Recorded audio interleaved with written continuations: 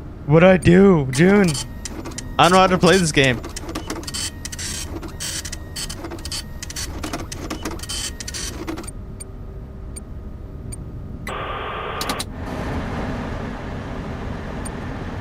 Why are you playing? But then it's not fun. June, I don't know what to do. Help!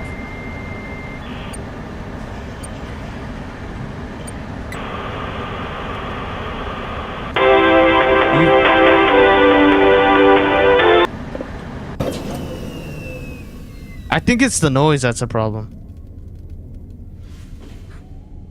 I'm making too much noise.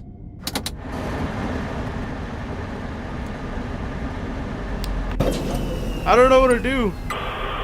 Hide under the bed? This is the wrong fucking game.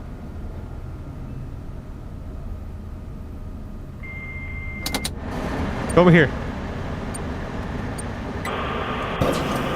Just leave me alone.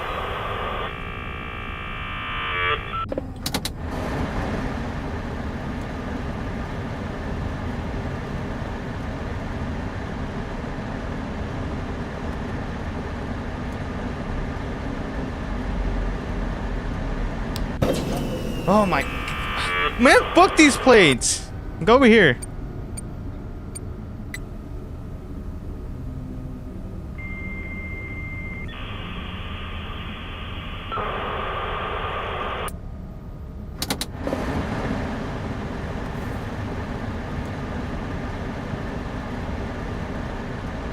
Dude, where the fuck are you, man? I need some help. I don't know what to do.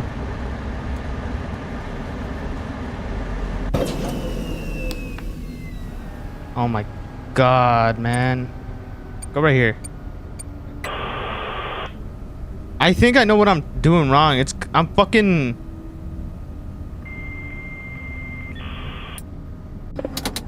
I know exactly what I'm doing wrong. It's because I keep having a fan on and the TV on, so he just freaking gets aggroed immediately. Am I right, June? Or is this... Am I completely wrong? Or chat? Or the VOD, whoever, the YouTube commenters, or whoever the heck, am I doing something wrong? Or am I doing something right?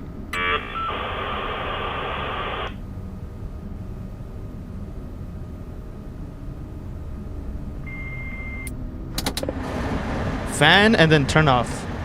Yes, what? Just so he doesn't aggro enough. You do something wrong? Alright, buddy. Alright, buddy. I think so. Nobody knows. I'm playing with people that don't know what to do besides June, and June just freaking left me. Which maybe that's a good thing, because then I can learn on my own. Actually, it's called the terminal. This is how the terminal is a freaking... It is actually called the terminal. You know what? You might be right. Get Mac... Get Merc? What the... What does that even mean? Oh my...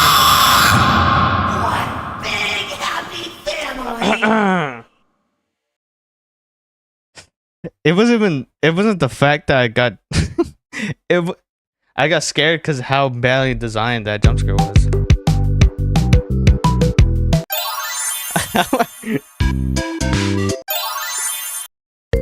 June, you're not helping me. Don't worry, guys. Eventually, I'm gonna get so angry that jump scares aren't gonna matter to me.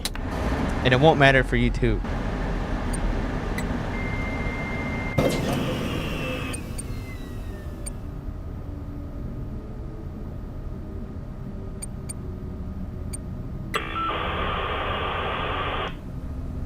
What are you doing?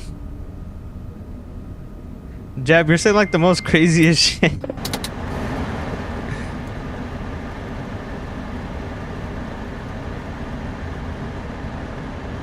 Bro's gonna call the police saying, yeah, Freddy Fazbear is at my door as we speak. Like, what the fuck? Oh my god, I think I just fucked myself because it... Audio, go over here. Oh shit. Oh my god, he's literally right here beside me. I ain't talking much right now because I'm eating dinner right now. Oh, whoa. Stop eating dinner and help me out. I should have salvaged this fucking loser, bro. Wait, I'm here? I'm here? I've been fucking myself the whole time? Chat, I'm an idiot.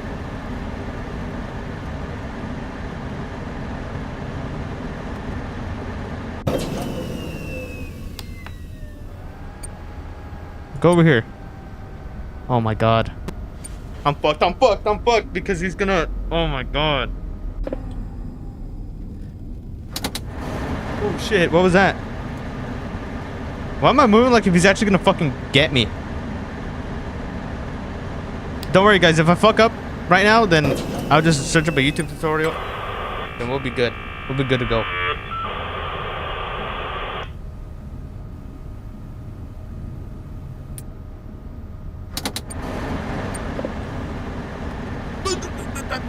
I fucking put him exactly where I was. I put him on the right side. If he goes to it, I'm fucked. Because he's gonna hear me across the freaking map.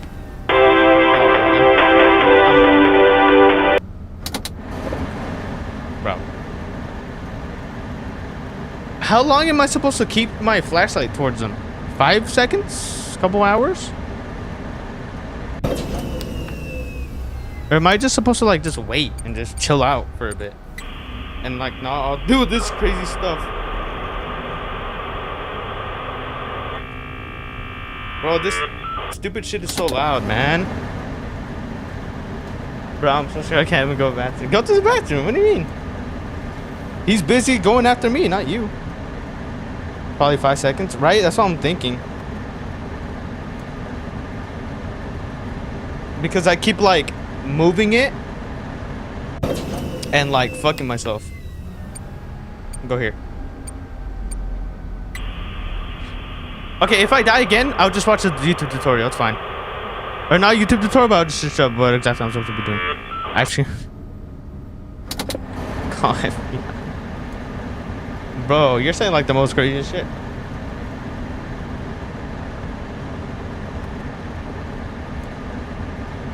He's right behind me, isn't he? Go over here. Oh, he actually went for it.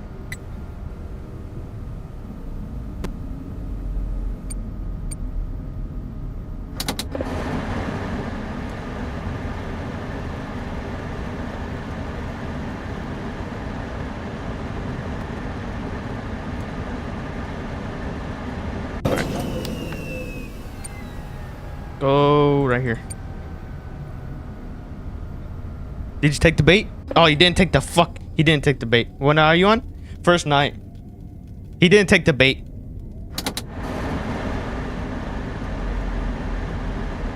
If he did take the bait, he would have been on the right side. Of course, he didn't go to the fucking right side. He went to the... He didn't take the bait again? Please, just get these freaking pizza kits or whatever, and then I could just turn it off and then just chill out for a bit with the fan on. With the fan on, which gives me minimal, right? It's minimal with the fan on. It's minimal sound, but I still have to keep out anyway. All right, let's keep the fan off for a bit, just so he backs off, hopefully. And then let's put you right here.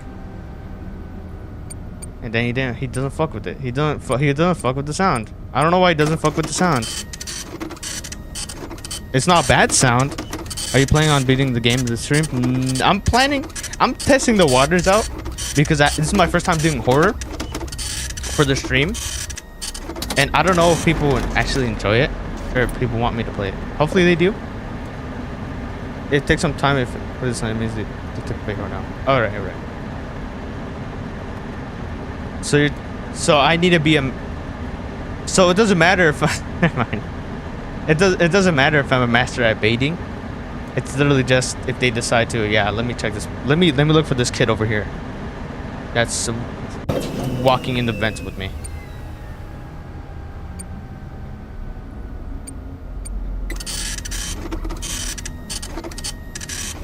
Bro, if you play Roblox Horror, I'll be super happy. But the thing is, Roblox Horror... is not me playing. Or it's not just me playing, it's everybody else. I'm turning this off. 5 seconds. 1, 2, 3. Or 3 seconds. 1, 2, 3. And then let's turn this off and then just let him back off for a bit. Then I'll continue. Alright. Go over here.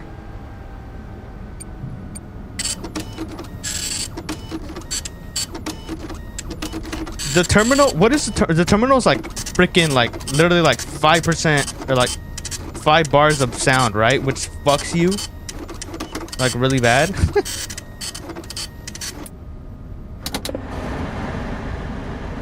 You know what it is? I think because I turn off my monitor and I turn off my fan not at or like basically at the same time. It hits 10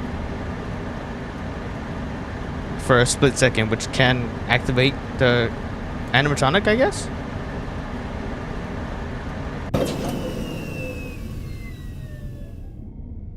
All right, let's turn this on. Oh shit, I turned both on. Go over there.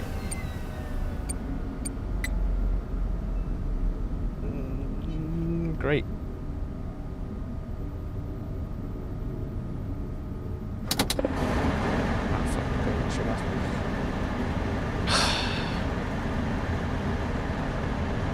How's everybody doing, right?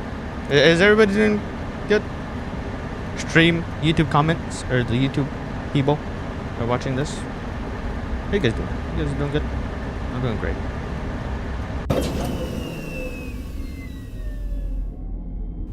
No longer unemployed, but at what cost? Because now I'm just chilling here. Basically almost dying. Pretty good so far. Great to hear. Great to hear. Ice cream man. Is that supposed to be the nod of like the horror game? Or the horror movie, I mean? Or the scary movie? Or just you're just an ice cream man?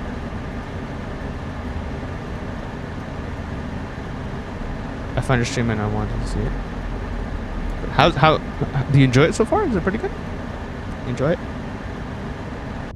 You're enjoying the scares or whatever? I don't know. Alright, let's put the audio like right here. He didn't take the bait again.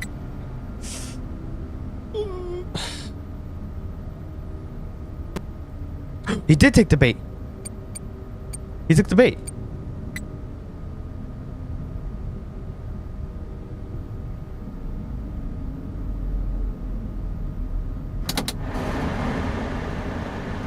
Oh, why do I need a fucking computer to unclog damn toilets, bro? Fuck, I could just send somebody else to do it. Jab, unclog the toilets, bro. Do that. I don't want to be doing that long ass task for no reason.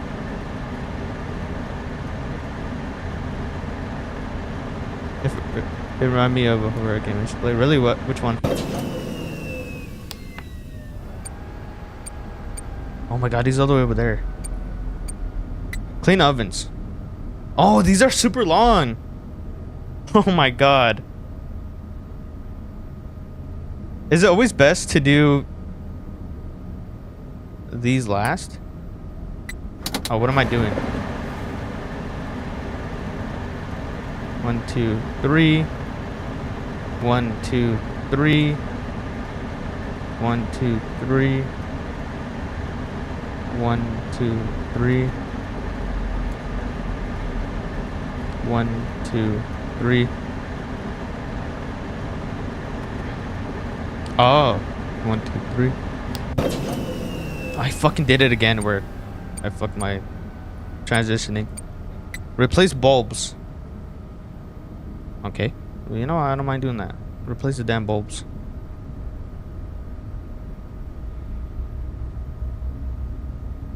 One, 2, 3. Alright, one more task. One more task, you guys. One more. Oh my fucking god! Alright, I'm searching up how to play this stupid ass game.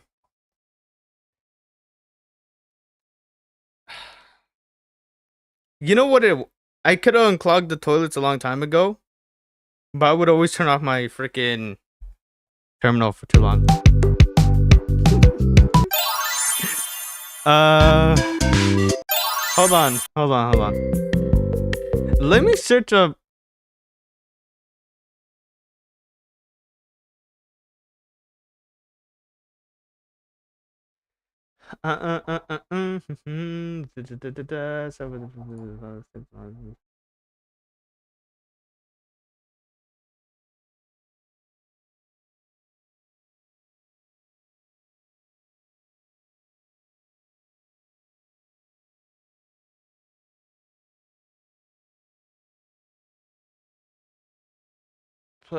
Play the 5 out of.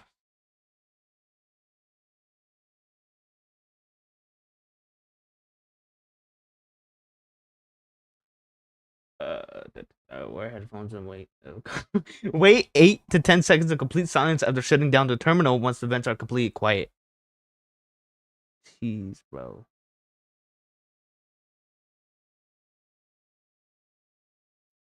All right. You look like you play who, me?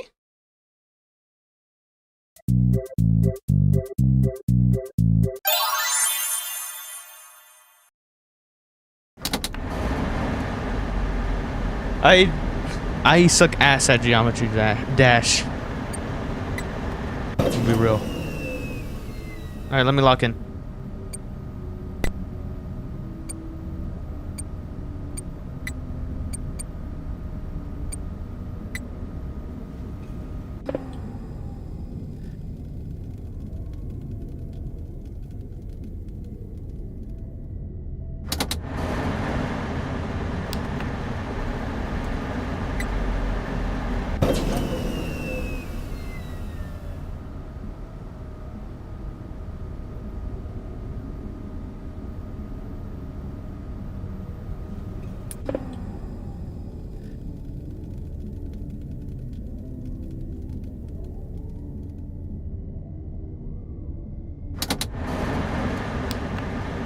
Oh my god, man.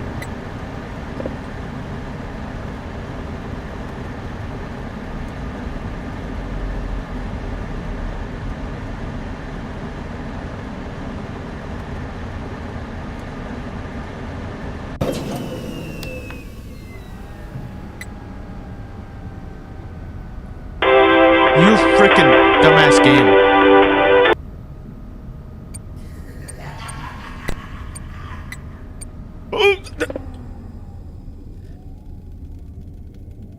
I heard him to my left, so I had to shut everything off.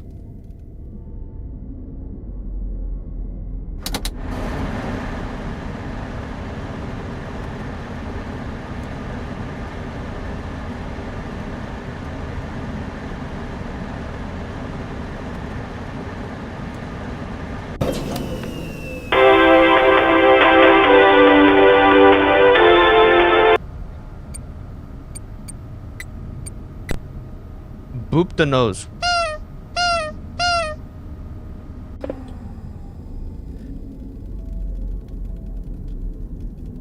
You can boop the nose.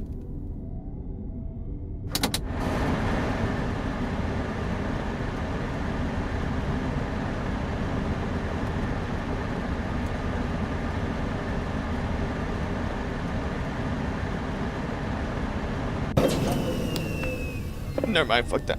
Oh my god. Jesus Christ. I can't do anything.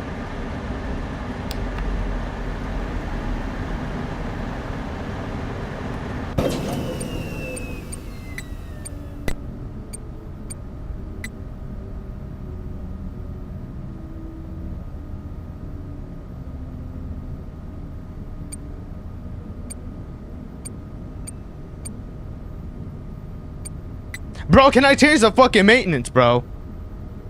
God. I'm about to die just because the stupid ass light bulbs take forever.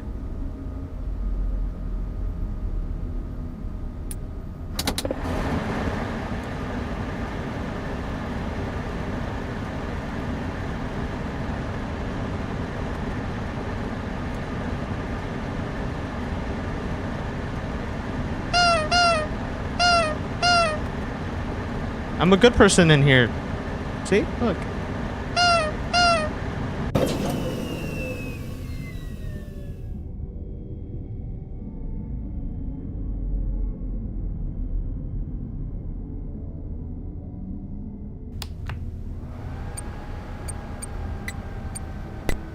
Oh, he's over there. All right. I'm a little terrified. Go over here.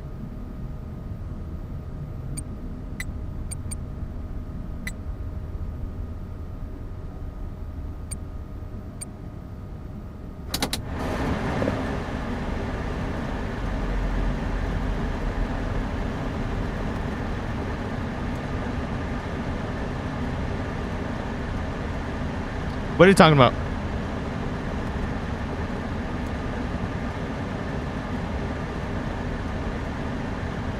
Oh, the light bulbs? I'm being real, I don't know why. Maybe because they thought it was going to be a good idea. Turn everything off. If you hear rattling, turn off your terminal and just stare at the freaking thing.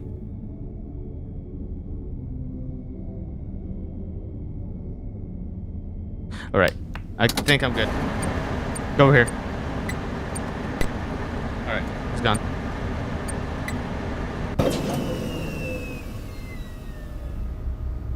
It is very confusing.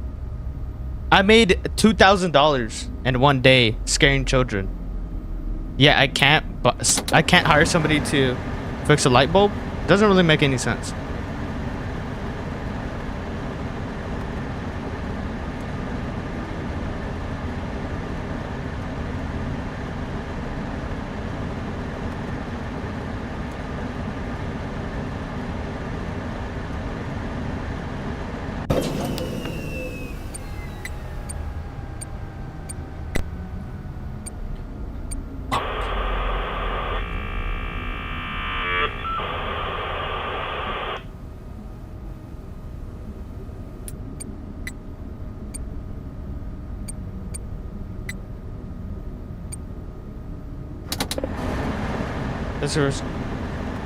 I needed the money.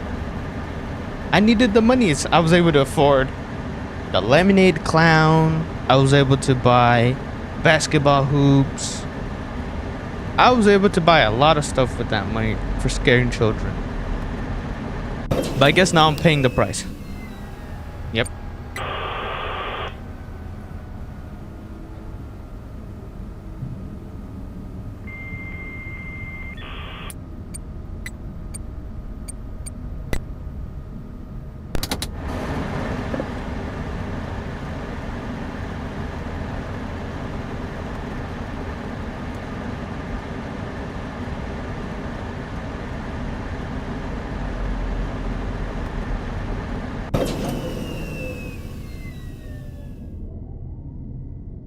I don't hear anything.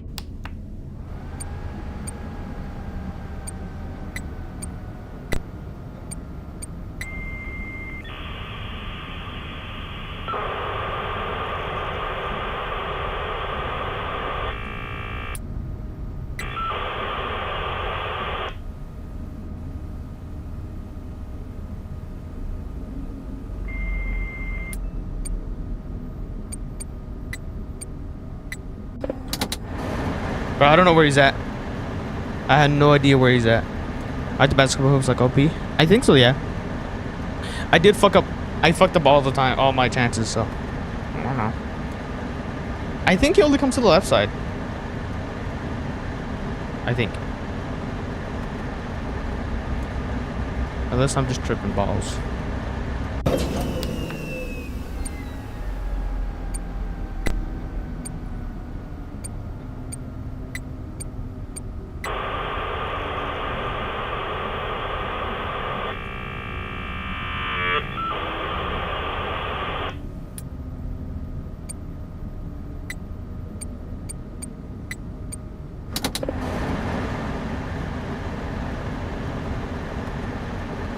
This game, bro.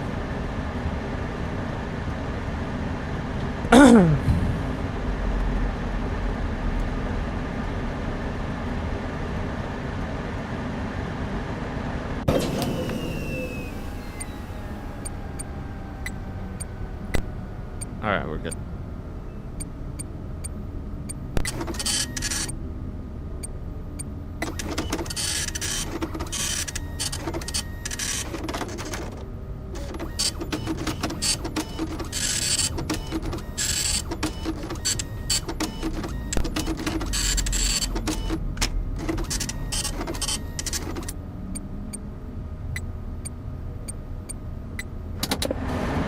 Bro, that took forever. It almost cooked me. Like bad. Like really bad.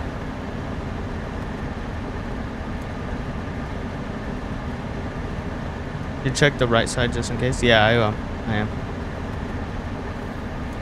Where was that? Is that left side?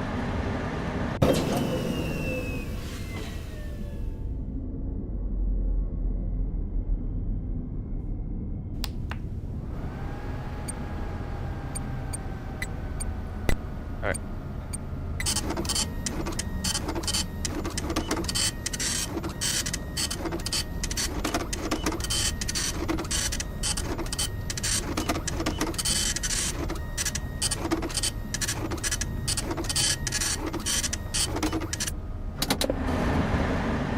He was on the left side.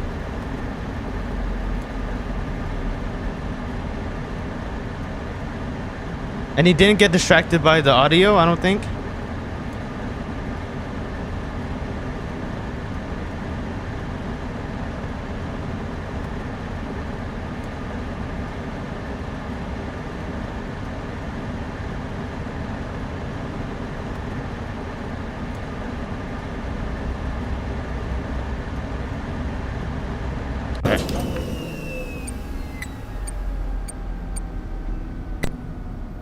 Fuck. No, fuck it, I'm just gonna get this one. I'm just gonna get this done, I don't care. Eat me, I don't care. He took the bait.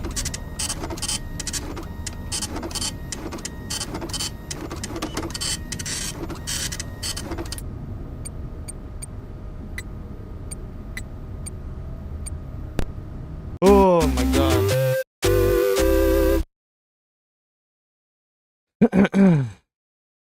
I finally did it.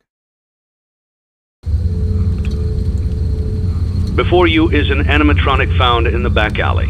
We are unsure of its origins. I'm not seeing shit. It is your job to complete the maintenance checklist before claiming it as salvage. Or, if you choose to, you can throw it back into the alley where you found I did it and forfeit payment. Please make your choice now. Give me that money.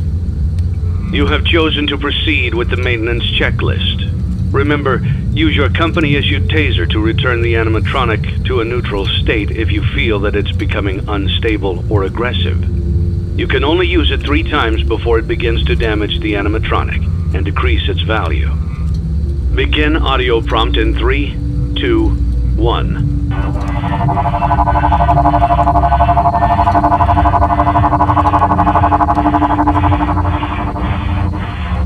Document results.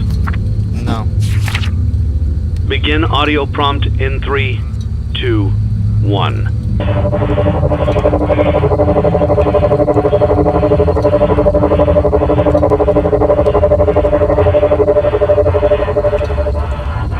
Document results.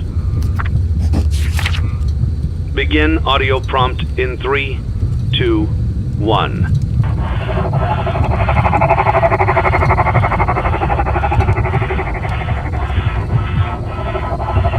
He's getting closer. Document results. Oh my fucking god, I knew it!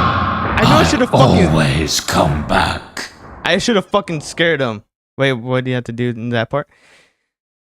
You're supposed to fucking scare him.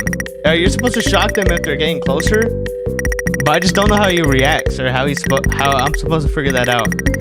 I was gonna shock him, but he didn't move, so I assumed he was fine. But nope. That's fine. But now he's here. I think.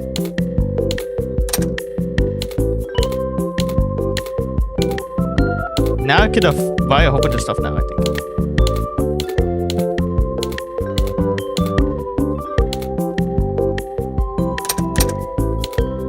Really? Can I buy like animatronics?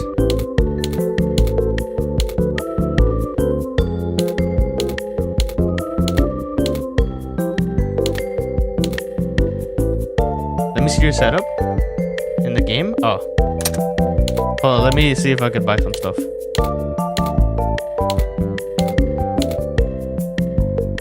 I guess I'll buy...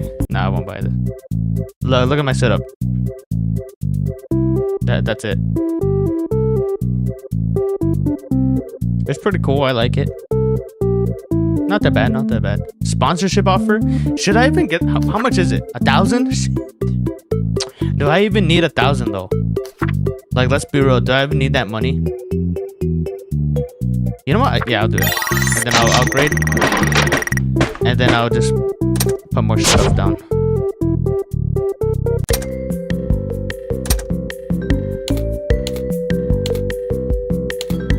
But everything here is expensive now. Look at this. 32,000. That's a lot of money.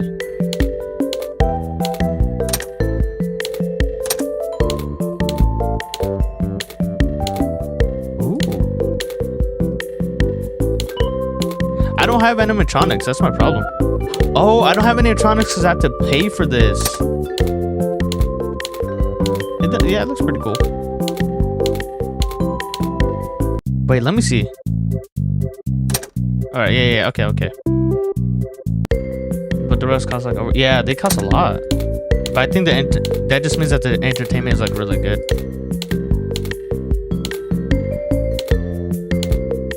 Let's buy this.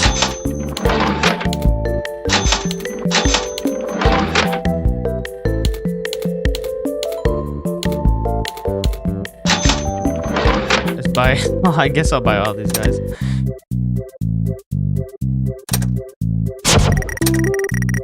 Perfect. Sing. Amazing.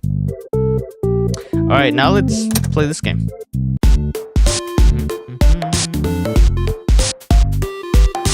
And I remember.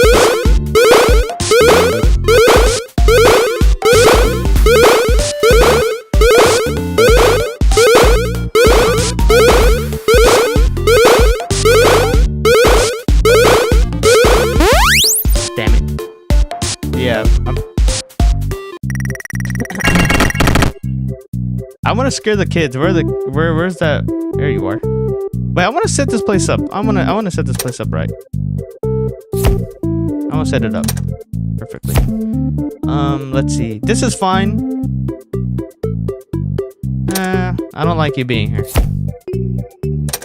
Let's put the punch. Let's put them next to each other just so they don't have to run around pretty far. Like this.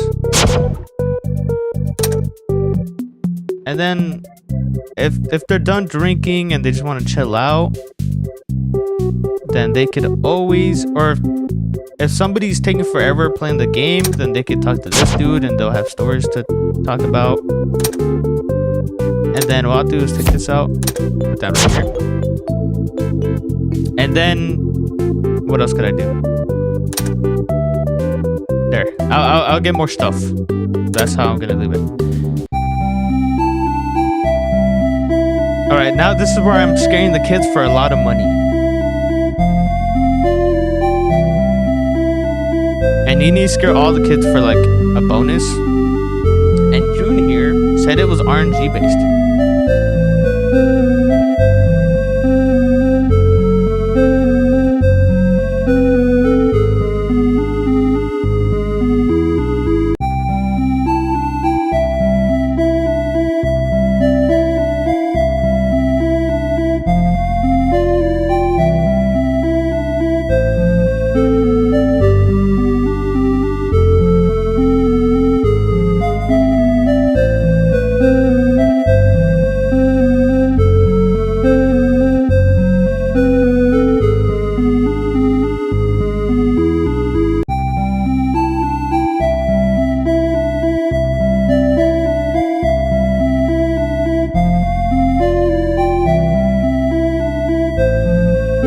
Over 5, you think so?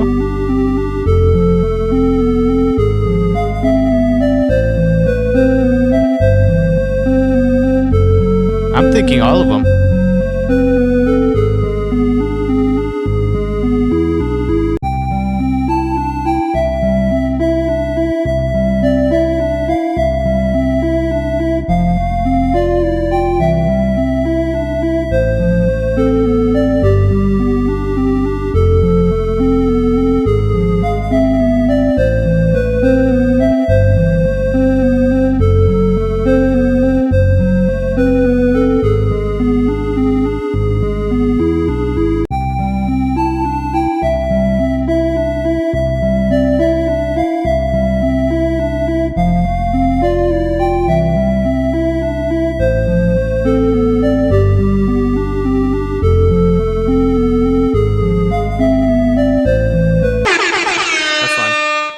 Fruit punch for everyone.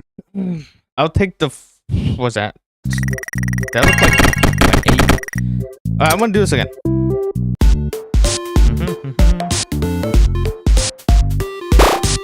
Oh, you gotta be.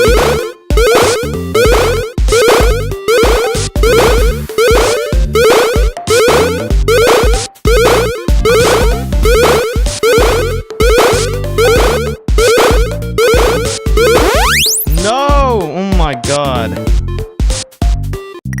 I got 19. I need more. Let's see. I'll get the 20. I'll get the 20.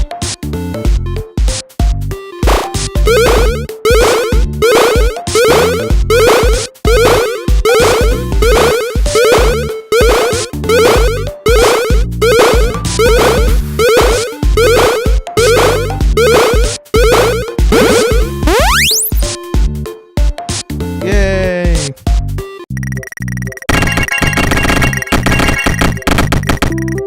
Let's go. Hey, can you congrat? Oh my. He loves FNAF turning 10. You see, I kind of feel bad because I'm on Instagram Reels like a lot. But it would have been a funny clip if I didn't know what the heck that was. Ice cream man, I think you should congratulate them though.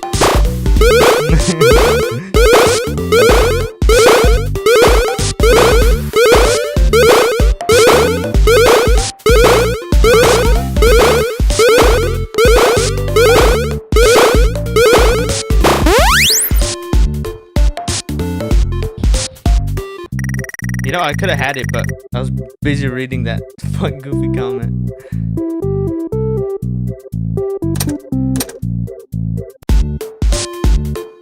Happy birthday.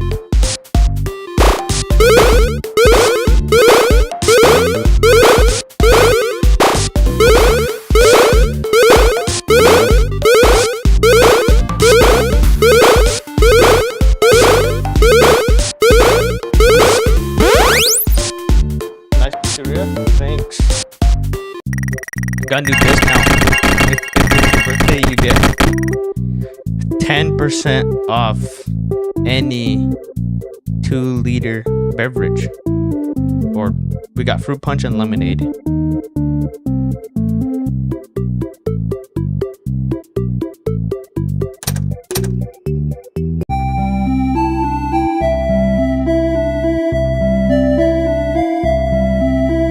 Yeah. Well, there's usually a good amount, but they're all asleep right now.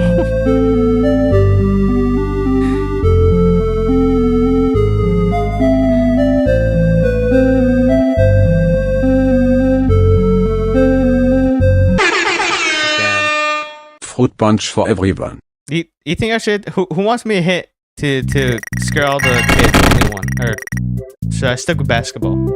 Let me know.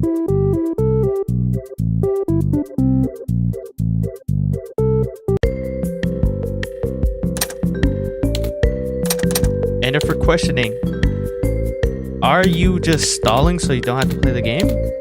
Yes, that's exactly what I'm doing. Yeah, scare them kids, alright. Let me scare them even more with all these electronics. Now I'm gonna make them mad.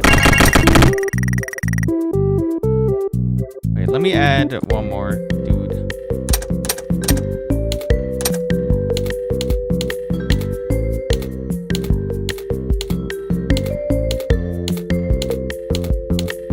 Liability risk might be because he's a little quirky.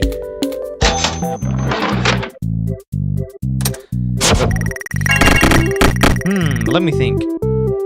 No, this is wrong. This is wrong. This is totally wrong. This is a terrible setup. Oh, wait, no, this is a good setup. Is it? The person singing is always in the middle. These guys are... Oh, wait, no, this was a good setup. I'm dumb. Yep. No, this is perfect. I messed up. This is perfect. Yep. Now scare them kids.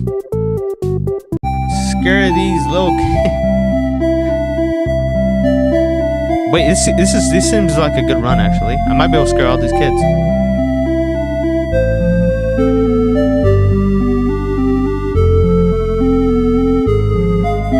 Oh, yeah, I thought it was. I don't know. Maybe I could scare all these kids. But I don't know why I could buy. I'm just scaring kids to scare them at this point.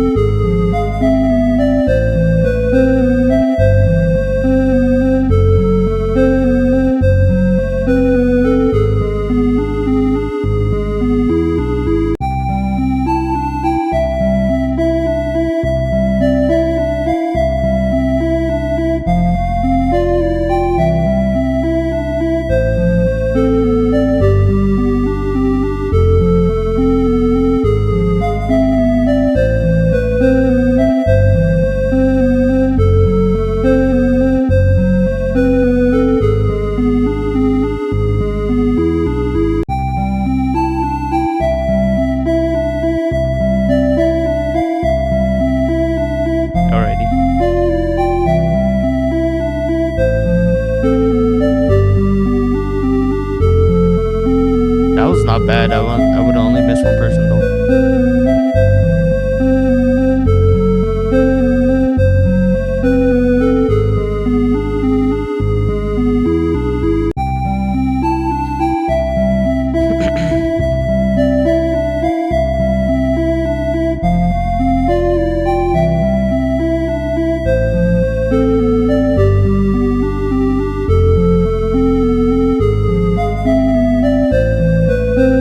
That wasn't bad either. It was only one person that just messed up the exact thing.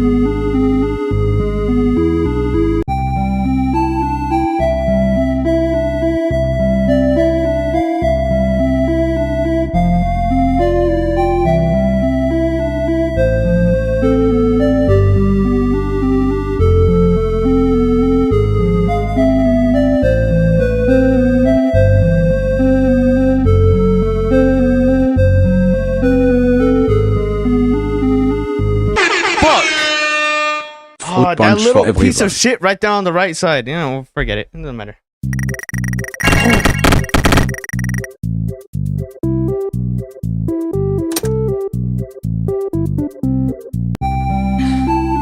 It's fine. It's fine. It doesn't matter. It's cool. I'll scare him eventually.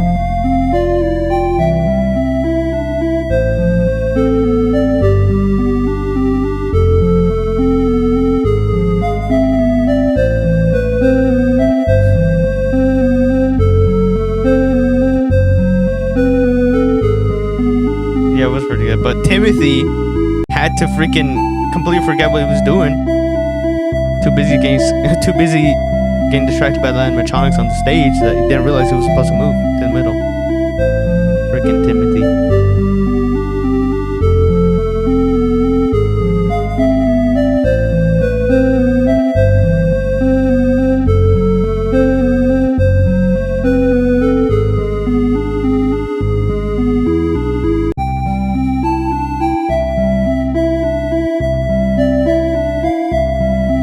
Timmy saw the future, I guess. Bro did not want to get scared.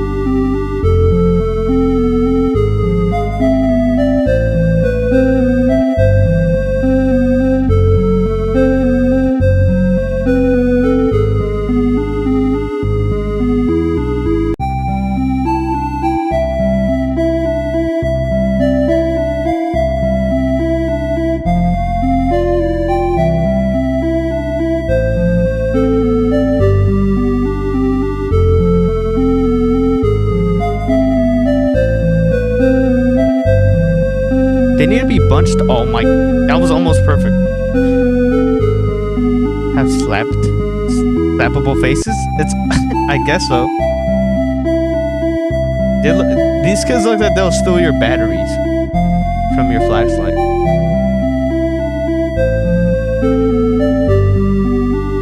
Yeah, exactly.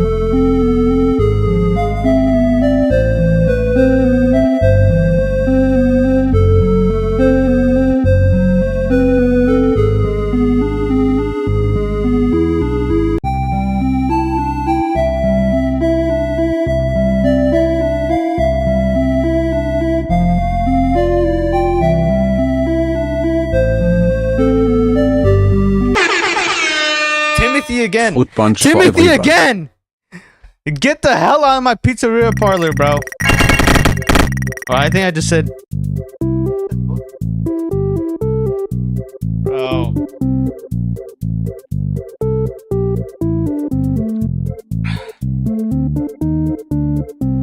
I have one more chance.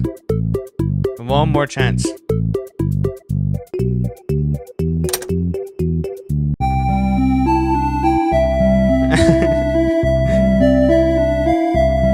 Timmy, dude, just is always ruining it.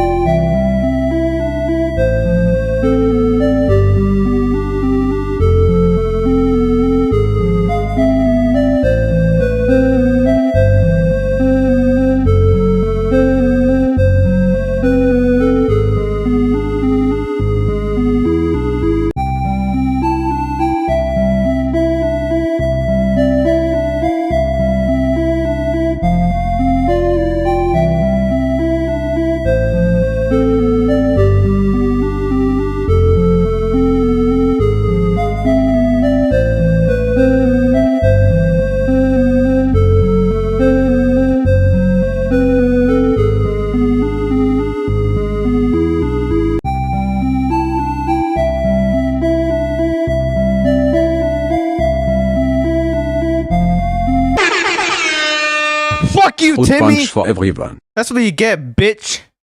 You get fucking scared. Give me my fucking money.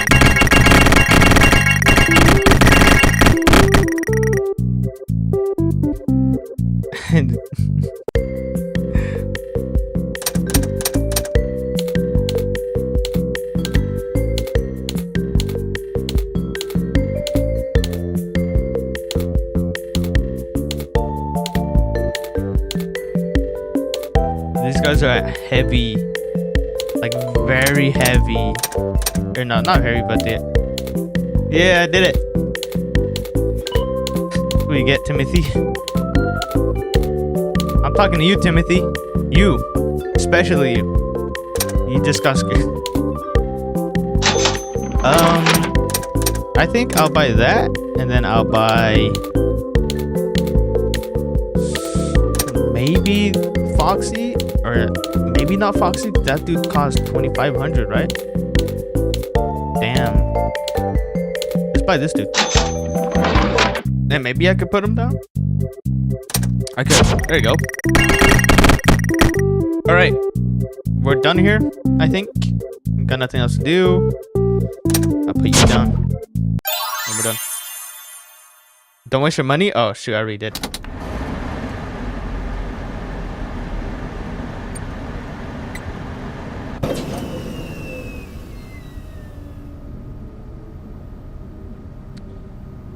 So, I think we have 2 people now.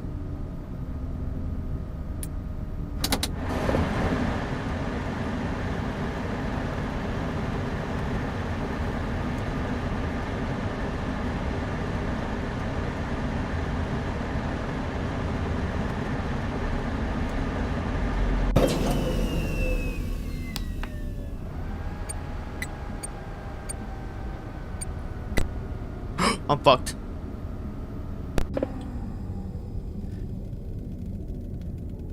I got 2 people on my ass.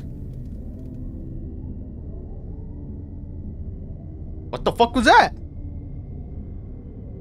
What the fuck is going on? I'm saying double bullshit. What was that? What did I just see? I'm cooked. What is that, bro? Hopefully the game is helping me out by making the animatronics think like I don't exist. Oh my fucking... You bitch. Well, I'm good. I can do this. I just have to hear.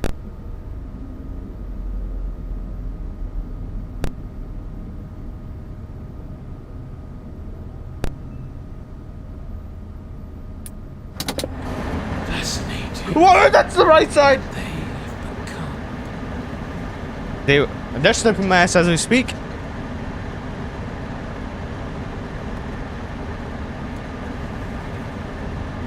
I want Springtrap's bitch ass to come and freaking slap me silly. I'm fucked. They're both in my vent. They're both in my vents. I'm cooked. If I play anything, I'm screwed. Damn, they actually... I'm pretty sure this is like a rare chance, too, where they're both in my vents. And this is where the... What is going on with my game? Oh my god, I put him right next to me. No, go over here. Motion detected. This guy, like, he has, like, freaking money. Like doing a money spread right in front of me. Is that what motion is? It's not even the sound or movement. It's literally just that they have money and showing their off. Yeah, you're cooked. I know you just met me today, probably. But I scared enough kids to know I'm pretty good at this game. Probably. Dude, I keep seeing black. Somebody... People could put that out of context. That'd be super funny. Oh shit.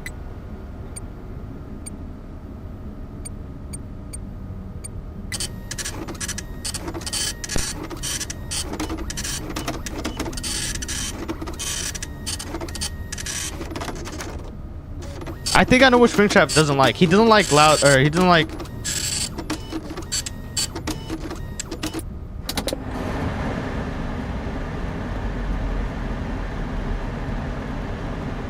I didn't hear anything. I'm just doing shit to do shit.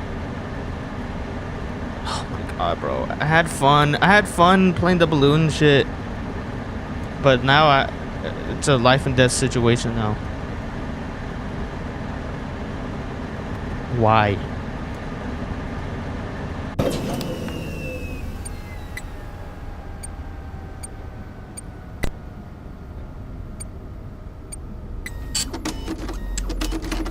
Hello, Joe.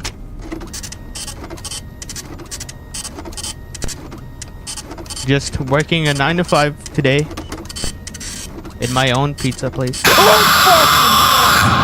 Bittersweet. God But damn, bro.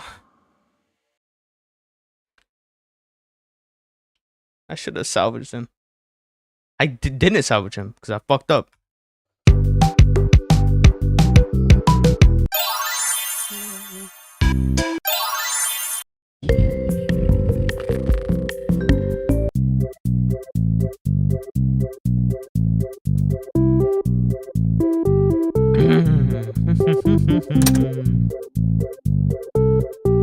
Add coin slot?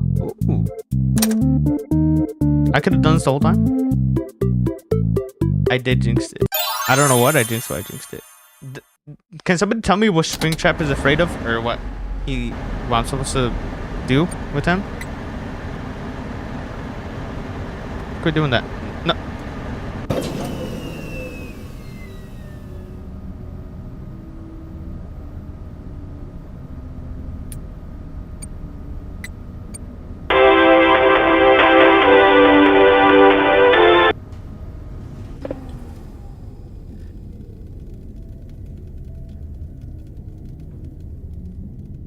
You hate the mediocre melodies? What does that mean?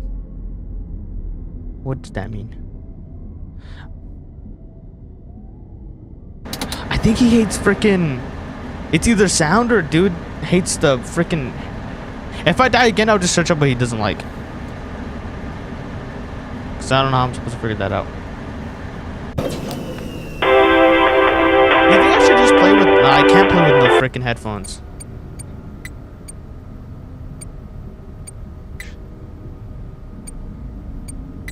Cause I won't hear if they're in my vents or not.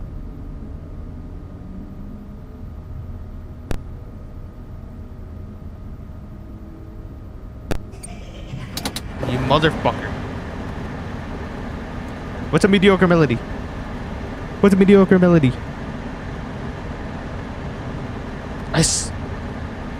Get this black stuff out of my screen. It's doing it again.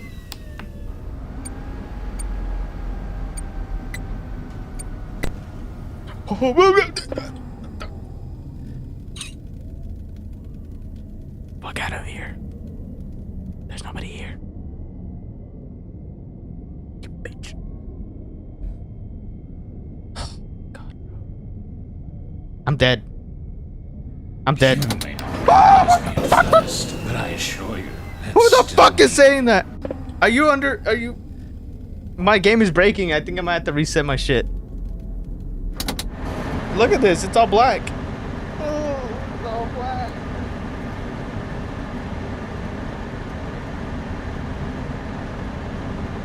That's some. You know the middle are happy for. Oh, okay. Really, you hate them? I think they're pretty cool. Never. Was that the fucking right side? Is that the left? Oh!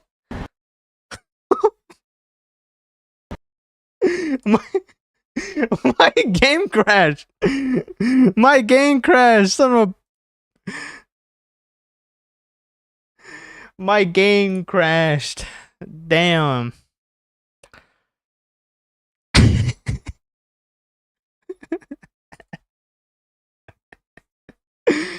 Sergey.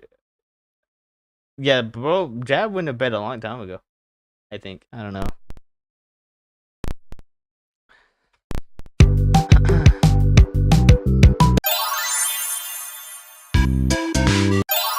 My whole game crashed. Let me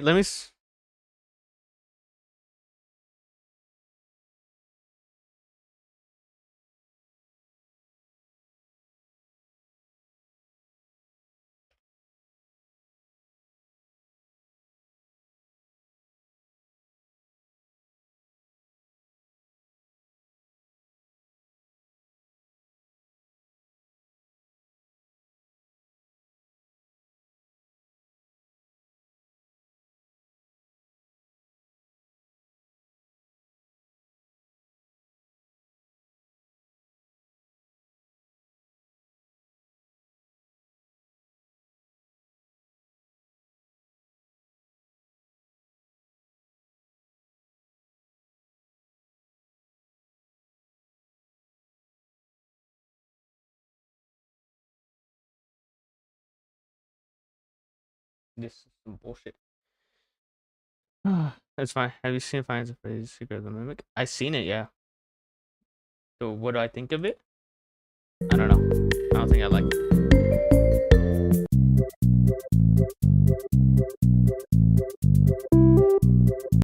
Hopefully the game isn't broken now.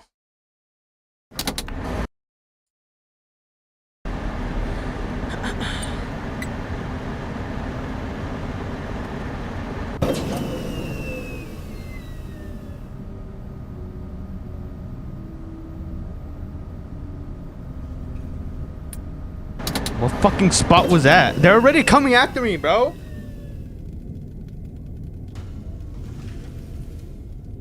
I don't know what side that was. I'm gonna be honest.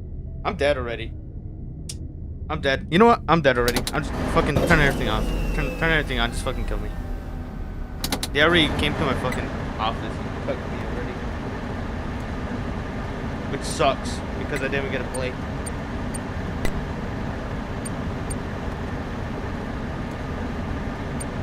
Why is this not turn on?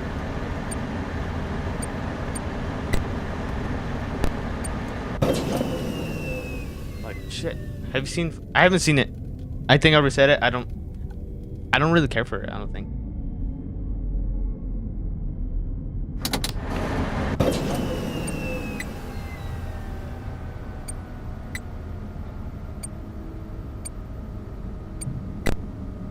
I'm good. I'm good. I'm good.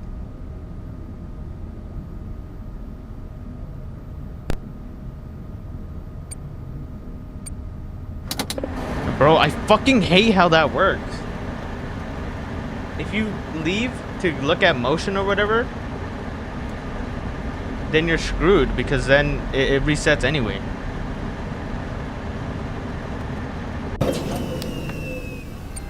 I want to play with no headphones. Is that a thing?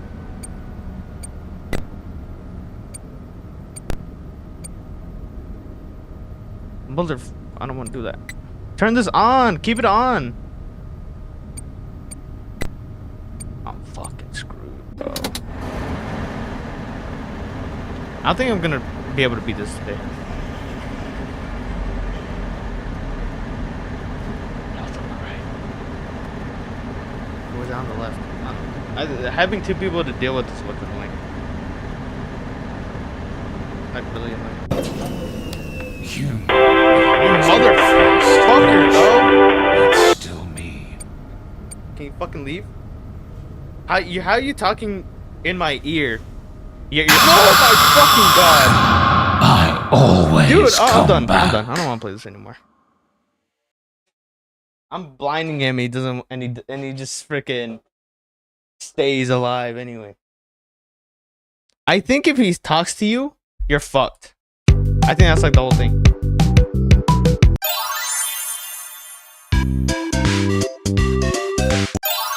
I need to turn this down. Get that like 20 or something. 30.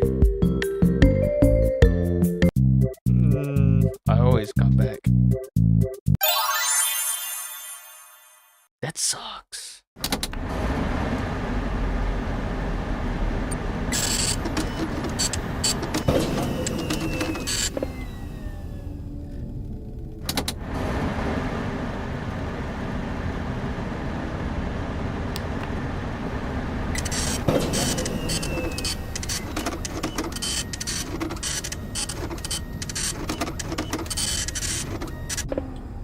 I already hear somebody right here.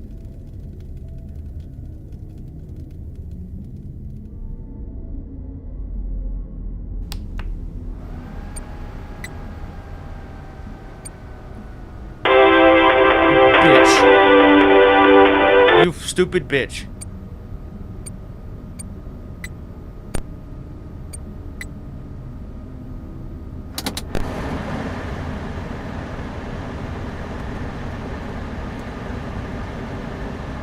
I don't even care, bro.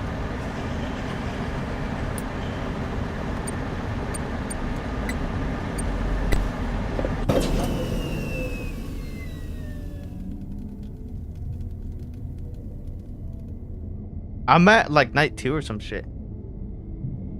It's hard. It's like really hard. Because it's 2 people. That's the problem. I'm dealing with 2 fuckers. I just want to go back to scare. I just want to scare kids. Oh, I don't want to do this. You may not I'm fucking dead! I'm dead, bro! Oh my god.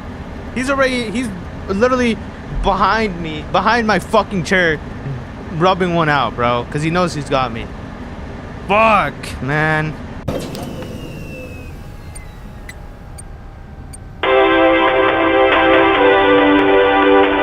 I don't want to do this anymore.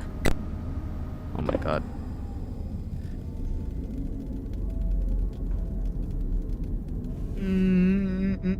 It's been a couple seconds.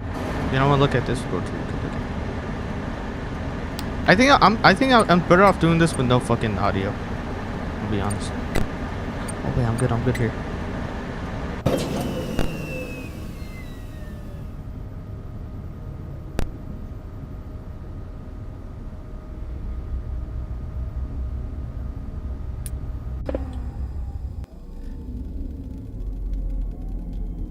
He almost did. But I don't know how I prevented that. I'll be honest.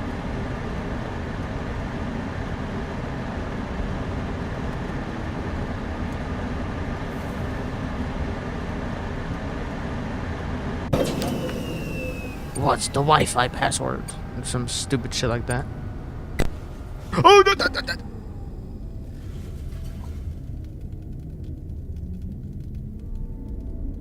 Too much aura. Let me outmog these. Let me outmog these animatronics really quick. Oh my fuck! No, no, no! I fucked it! I fucked it! I fucked it! I fucked it! I fucked it! I fucked it! I fucked it! I fucked it hard and crazy because I put him right next to my fucking place, and knowing Springtrap, he's gonna want kids, so he's probably gonna be on my right side already, just wanting me and shit. Of course he does. He's freaking weird. And why is he purple? Is that like a thing? Why is he purple?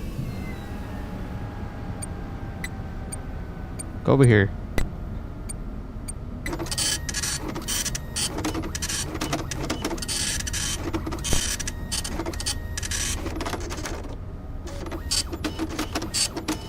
Well, these flyers take forever.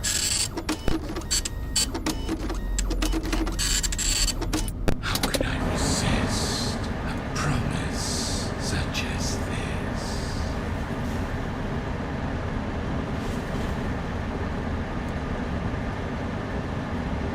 Scrap Trap. He's a pin in the ass. Is he purple or is he actual? He's an actual human, I'm pretty sure. Yeah, should I open a Matt Pat video and like we just react to the Matt Pat shit? The full FNAF lore? Should we do that? Yes, no, maybe so. Hell no, yes. That seems like a good idea in my opinion.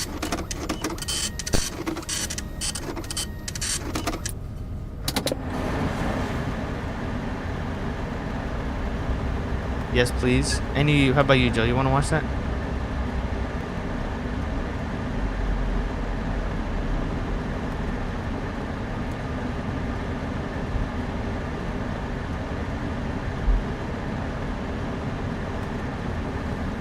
Or should we watch the LARPing version of it? Oh, you bitch. Was it 10 seconds around there? And then you just go on and do your shit. I think it is a couple seconds. Actually, what am I doing? No, no, no.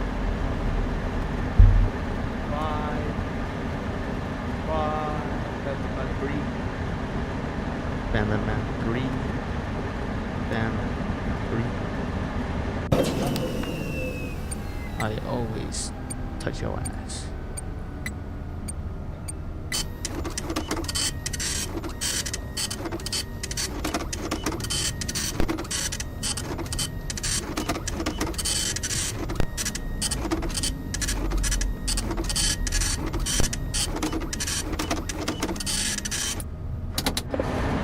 Doing this shit with no audio, by the way.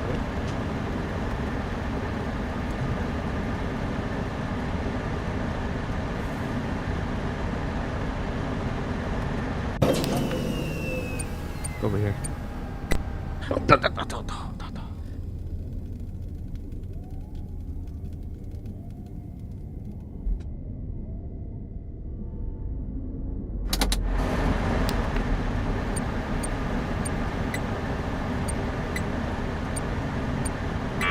FNAF repairs. Fuck no. Maybe if I had a Patreon, I would do that.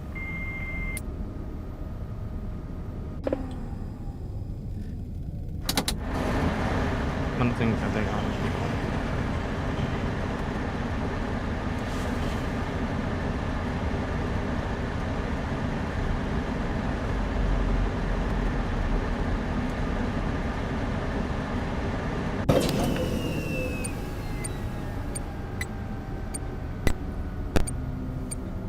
What was that? Was it saying that he was right here?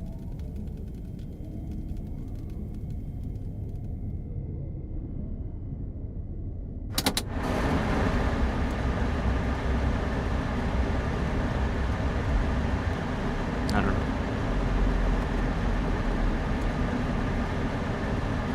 You probably don't recognize me. That's probably what he said right now. I don't know. The fact that he can slip through the... So crazy, man.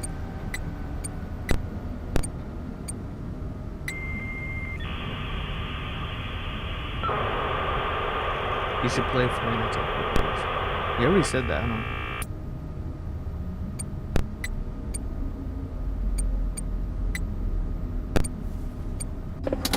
Was that? Oh my god.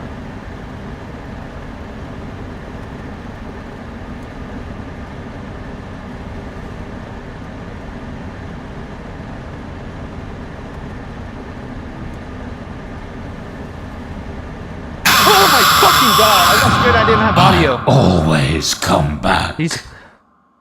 I should have threw this dude in the fucking trash.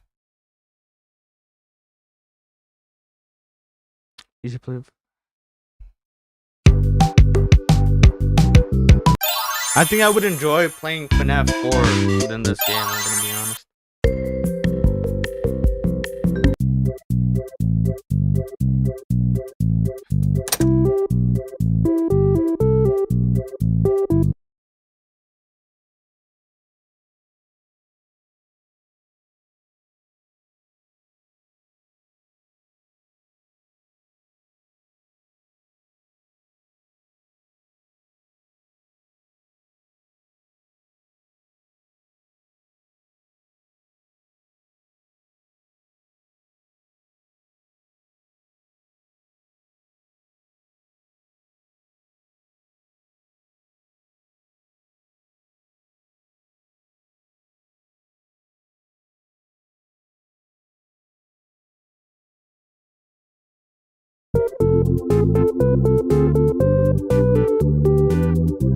I only played FNAF Pizzeria because it was free. I haven't bought any of the other ones.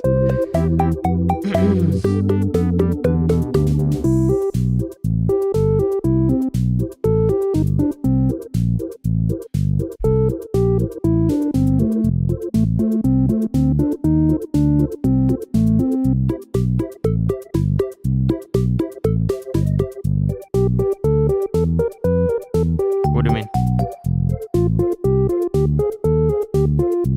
I don't think I want to play this.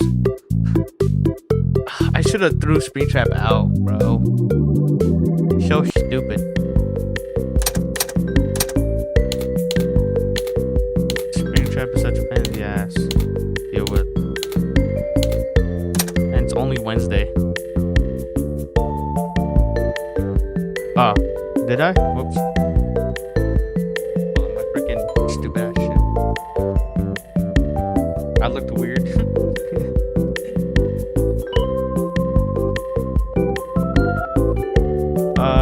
What do we do now? I don't think I want to play this.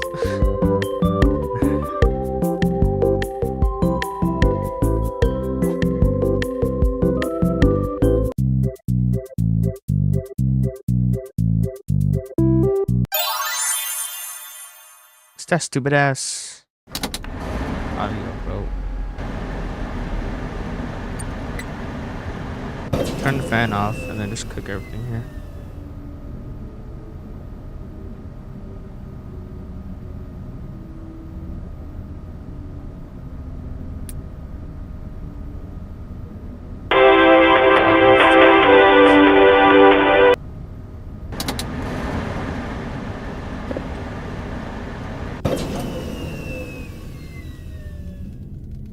Either Endstream or Matt Pat.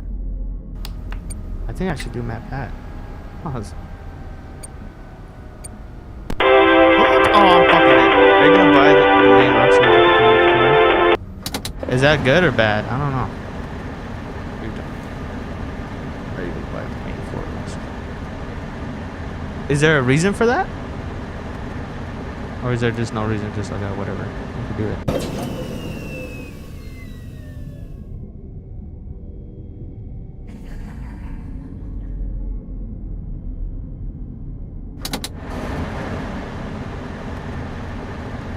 I hate this temperature system. It fucks everything. Oh my gosh. It does not want me to move. bitch. Go away so I could freaking. Fascinating. What they have become.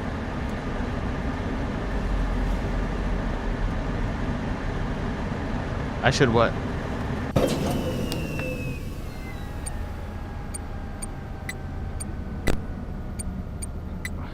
I'm just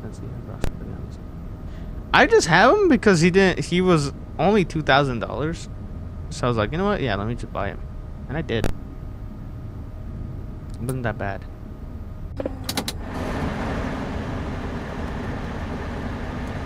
Four main would look kind of cool. They cost a lot though. If I do the math right, that's like about 8,000 around there, which is a lot.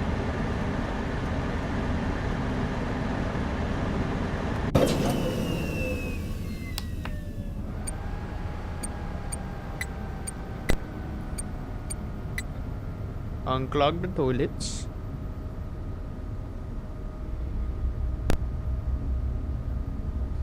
I think what I'll do is I'll just keep everything at like I'll keep the temperature at like 70, and then I would just immediately go back to doing shit, or like stopping these guys from coming in.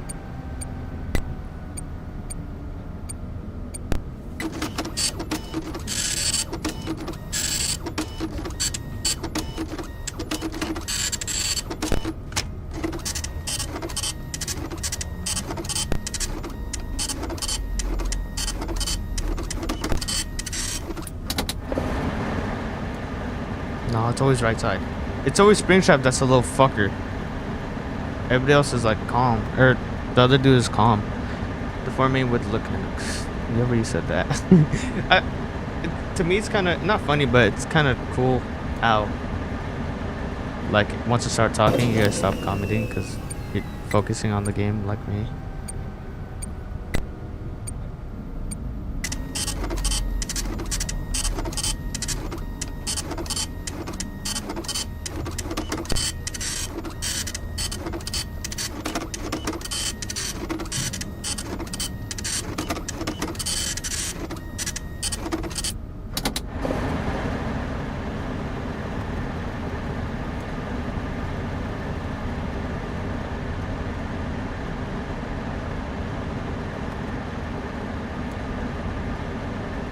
Supposedly the fan is the loudest shit in the game, so I don't really want to keep this on for too long.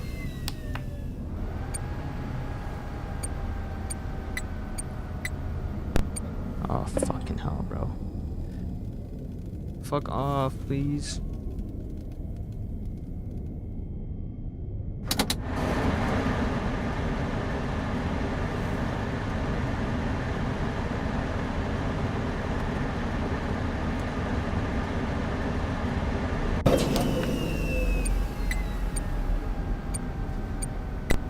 Oh, you fucking...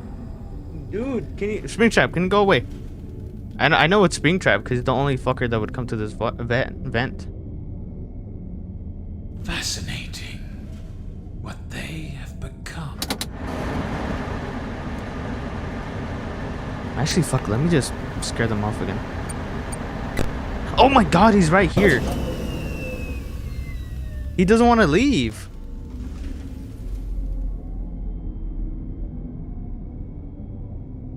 Alright, now you're gone? Go over here. Leave me alone. Fuck, I can't. Oh my god, I can't. I want to see how long it will take for scrap truck to you. Probably a lot. Probably take him a while. Nah, it wouldn't. It's fucking huge. They're like 9 foot. They're like 9 foot, right? Around there?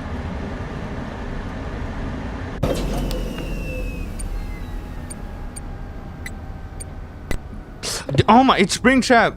God, the thing with Springtrap is if he doesn't react to the noises, he just wants to eat you after that. Which sucks cuz he's a pain in the ass. Oh my god, see that?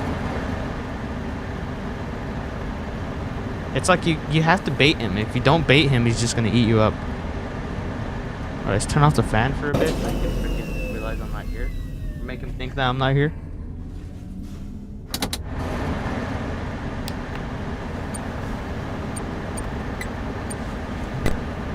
All right.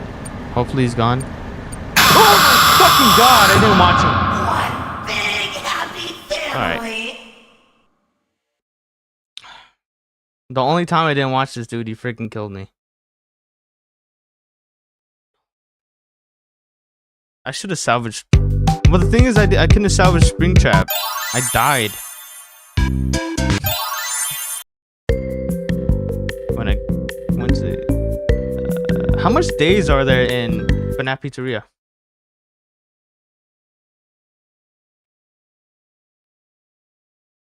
Monday through Saturday. You got me fucked up. I'm good on that. You should play more FNAF. Scrap. What are, he looks exactly the same. I know what the like was that security breach? Really? You want to play? I don't even have it.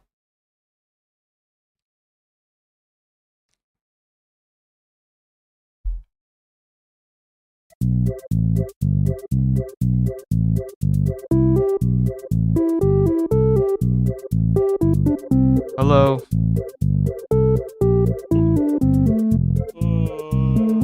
Damn.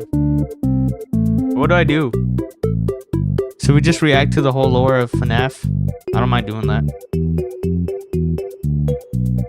Yes, no.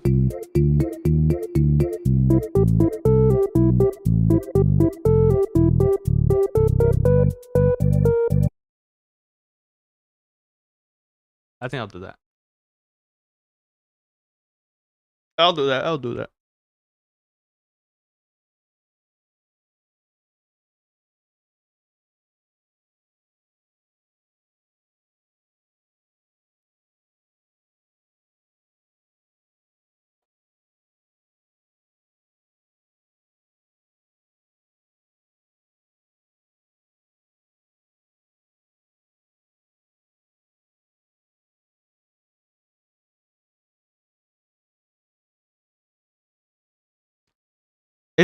I watched the ultimate timeline, right? Today we end the torment.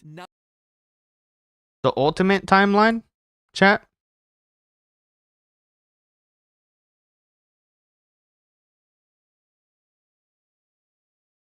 Let me go to restroom, but let me know when I come back.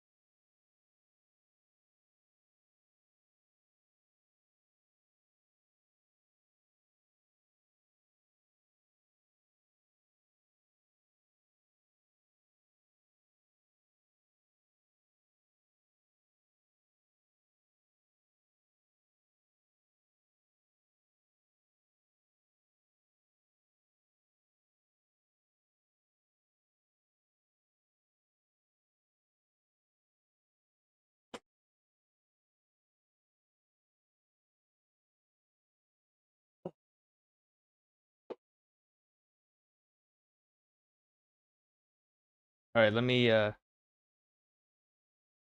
right. So this is the FNAF Ultimate.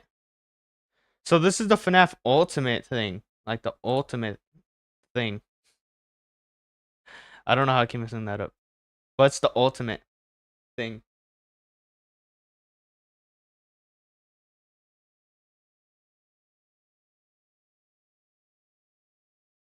Y'all ready for this? Chat, probably.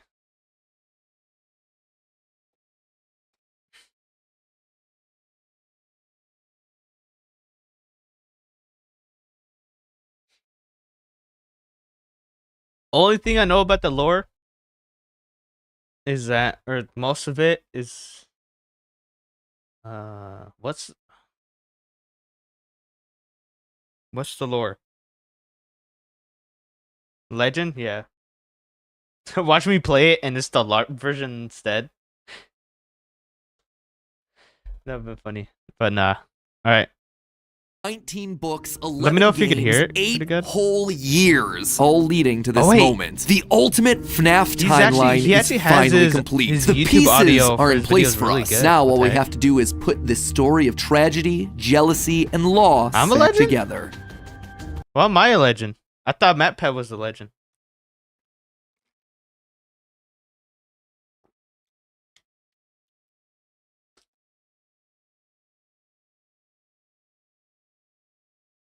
Alright, let's react to this.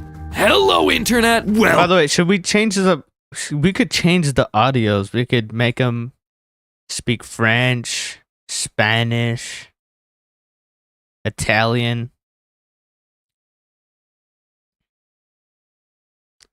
welcome to Game Theory, the show that feels like a kid revealing the class project that he's been working on all year. Except So this here, is it's the literally- class project that the I've been thing is, working it's on for the part past one out of decade 2. of my life. This one is big, my friends, and I gotta admit, kind of nervous. Oh, wait, I haven't oops, attempted sorry. a Hold on, timeline hold video on. on the I need to turn off my cursor. Because I was playing the game. There. That's better.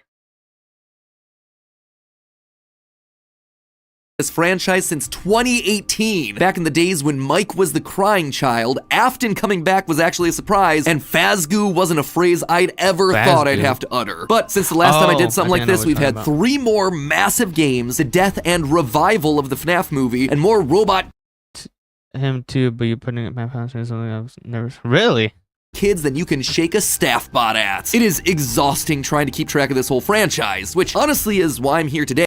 The That lore I at just this seen point that is fucker that complicated. I can't It is speak full French. of speculation and theory. So to hopefully make it a little easier for everyone and to give us all a baseline to talk about this franchise moving forward into the future, it's time to reveal my current working FNAF timeline. But Current? just When before was I do, I this? just want to When- explain when a couple did of he make things. this? First, this timeline is massive. Seriously, it Massive is timeline. huge. This thing towers over any video project we have ever done on the channel. But when I forgot he did Pokemon shit where the dude Pokemon Pikachu was always what, level 60? you look at the totality And of this Ash never franchise, aged. the story of FNAF really boils down to the story of one man, William Afton. His William successes, Afton. his failures, his rise to becoming co-owner of So one of the William most Afton successful is not restaurant franchises in the Scraptrap. world, Is that and his confirmed? eventual fall to Joe, the monsters you're he here? helped to create, only to then be reborn in a new digital form later. That's why I've decided to split this timeline into 3 main chunks. The foundation of Freddy's, how the business started and how it came into being, the Afton era, William's Afton. decades-long murder spree, and post-Purple Guy. Basically modern FNAF. Everything that happens Modern after FNAF. the Pizzeria I wonder- simulator he fire. talks about And the because books there too, are right? lots of new big revelations in this thing that seemingly Where, come like, out it's of all screwed nowhere, up or as well as something? just points I want to talk about further, I decided to dedicate 1 episode to each chunk. I Oh my originally God. wanted it to be one seamless, continuous video, but He it just coulda felt did it. incomplete without some sort of explanation at the end of each one. Once this whole Would've thing's been done, I an promise hour I'm in gonna merge animation, all but the that's narrative good, bits though. into one massive An video, hour so you can animation just is skip my cool. People can explanations. sleep But through for it. now, this just felt like the best, most satisfying, I think most he's- complete yeah, that's why I said way Scrap to Trap. do this. That being said, this is still about the story. Oh, he is the Scrap Trap? broad What the strokes of heck? the franchise. So in order to make sure that you guys know that It's I'm just not that just he pulling looks answers scrappy. out of thin air, not only am I discussing some of the more controversial bits at the end of each chunk, Oh, we're that also was, putting in a Gregory. handy little graphic in the bottom left-hand corner of the screen, which will show thumbnails, video titles, books, and any other citations that we need throughout the video. So if you wish to understand that Oh. specific statement in more detail, you know exactly. Is anybody like a true Matt Pat fan? Does anybody know what he uses to edit his, or who edits his videos and stuff like that? Because this is like clean editing. I'm guessing nobody would know, so I don't know why I even answered that. The YouTube people, do you know? What does he use? Premiere, DaVinci? Let me know. Exactly where we've taken it from. That way you can look into those details it's for even yourself. him. So sit 'Cause back, I'm pretty sure grab there's, like, some 5 people popcorn or your helping him, right? pitchforks Like if you're 3? the type to get upset when I say something controversial, and make sure that you subscribe, since this is going to be a video that you're going to want to come back to a few times in order to fully dissect. Without any more waiting, I present to you the story of a loving, obsessive father who slowly descended into madness, and along the way discovered the secret Was he to always eternal purple though? life. Is he gonna explain that? Our story begins not in the 1980s. Oh wait, hold on. Let me fix this. Hold on. What I'm gonna do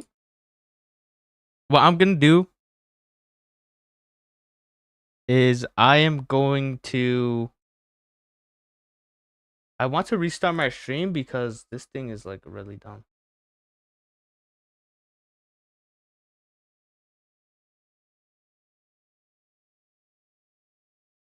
Because it's my shorts. Oh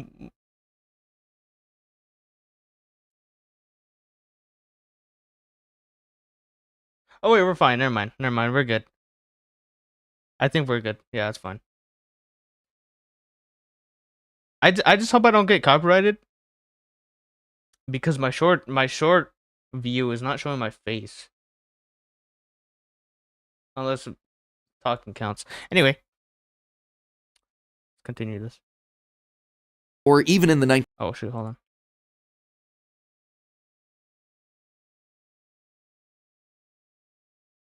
All right.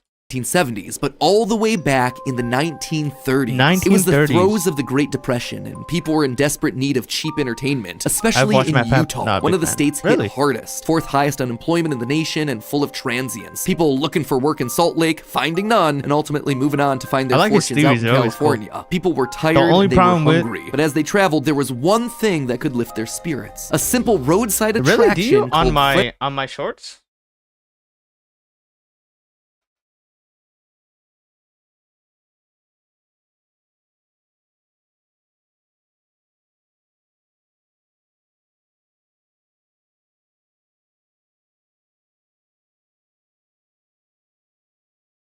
I'm talking about my short view.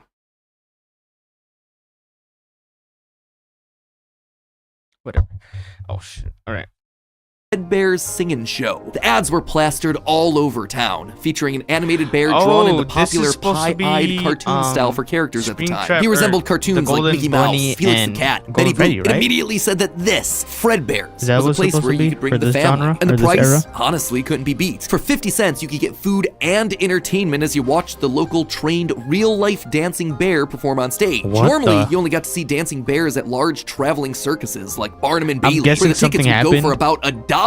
That's $1 without food. But this was a smaller show, like the type from the Vaughn brothers or the Robbins brothers, where tickets would sell for just a mere 50 cents. Watching that bear do tricks on stage brought a glimmer of joy at a time when so much was wrong with the world. The simple show would go on for years, bringing happiness to hundreds of travelers passing through looking for a quick meal. But it left a permanent impression on one little boy, capturing his imagination in a way that nothing else had. One little boy named Billy. That was his nickname at least, but his parents liked to call him William Afton. The bear could dance, it could sing. For decades, William dreamed of recreating that moment of bringing a musical bear to life, but how? William was smart, without a doubt. He had a keen mind for business, but he wasn't the most creative. How do you make a singing, dancing bear come to life? The best he could do was using rudimentary costumes. William was inspired by the work of Walt Disney, who throughout the 50s and 60s was pioneering the use of mascot suits throughout his theme park. The big innovation? Suits with 5 fingers. This allowed the performers wearing the suits to use their natural arms and hands to interact with the guests, as opposed to the older models where the arms would just hang limply by their sides. Finally, with a simple mascot suit, he would be able to realize his childhood dream. He would be able to bring Fredbear to life. To appeal to the kids, and for copyright reasons, he changed Fredbear from a realistic brown animal to a cartoonish yellow bear with a purple hat and bow tie. But feeling like one character wasn't enough, he added another friend, a yellow rabbit with a purple vest and matching tie named Bonnie the Bunny. Why does he look so creepy in this certainly one? his first love. Bonnie was extra special because that was his. It was an original character that he had created from scratch. And I do mean scratch. William's hand-sewn costumes were rough, with seams and stitches visibly showing, but it was the best that he could do. And you know what? It was just enough. Bonnie and Fredbear would perform on stage to small but enthusiastic crowds. This minigame was he was able to deliver fantasy and fun to all the kids, delighting and inspiring them in the exact way that he had been delighted and inspired so many years ago. And things could have ended there. That could have been the end to his story. It could have been perfect had it not been for one thing. Other people saw the success of his idea and they wanted in. Enter Chica's Party World, a rival restaurant starring performing animal characters. His idea, except they did it better. William may have been the first, but obviously he wasn't the best. It hurt the prideful William Afton to admit it, but this restaurant was able to do the thing that he always wanted to do. Make the animals actually come to life. All of the performers in this restaurant were robots. Simple metal skeletons that were powered by battery packs. But all of them able to freely turn and talk and dance on their own, no human required. It was like magic that came from the mind of a brilliant creator named Henry Emily. This Henry, in some small way, had been able to harness the power of life itself. Is that if, I don't know if I'm wrong, but didn't the new games, The Secret of the Mimic, didn't that like completely try to wipe out whatever theory or whatever lore they were going for with the games to like basically make everything untrue so they could restart from scratch? Isn't that what they did? Because I know Secret of the Mimic literally is like before everything of FNAF, right? And that's why everybody hates it. It's crazy that they went from FNAF. Yeah, it is kind of crazy. Somebody mentioned it. I think you mentioned it. I don't know. And then we immediately went here. Be sure, but he also looked upon this man with awe. Off to one side of Chica's Party World was a small cabaret stage featuring an elephant magician. On the other, a hippo known to ramble on and on. That one was more of a joke for the parents. But it was the main stage that was for the kids. A rocking band of characters featuring a yellow chicken thing with a southern drawl named Chica, backed by a band of other country-themed characters, including a pig with a banjo, an upbeat frog from the local swimming hole, and a brown bear with a heavy southern accent. Wait. A bear? But bears were his animals. Why not a cow or a horse? Something to fit the country theme a bit better. Why'd it have to be a bear? And adding insult to injury, they had the nerve to call this thing Ned Bear, a direct copy of his own Fred Bear. Whoops, that's gonna leave a mark. No, that was not okay. Afton's jealous admiration turned to hardened bitterness. A bitterness that would only grow over the next couple of years as families continued to choose Chica's Party World over Fredbear's. William just couldn't compete with the appeal of the robots. Eventually, his restaurant would go bankrupt, only to get bailed out by, of course, Henry Emily. Another insult, another humiliation that William wouldn't soon forget. 1979. Despite being bitter, Afton couldn't deny that what came next was a period of massive success and expansion. With the two franchises now merged into one, it was the best of both worlds. Afton's ideas with Henry's robotic expertise. The two men decided to launch under a new name, Fredbear's Family Diner, a pizza chain that would eventually come to feature a mix of humans in performing suits as well as on-stage animatronics. They decided to stick with Fredbear as the headliner, considering the yellow bear was easily identifiable as a brand and because he was the original performing animal mascot. Afton appreciated that. This new restaurant would also see a mix of characters as the two franchises merged into one.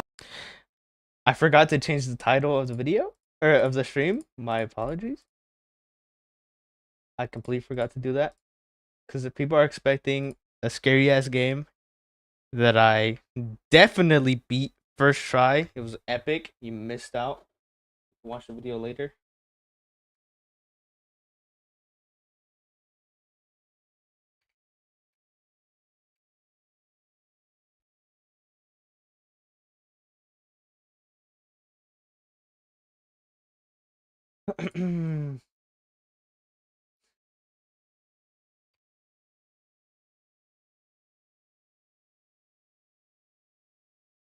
I will be reacting.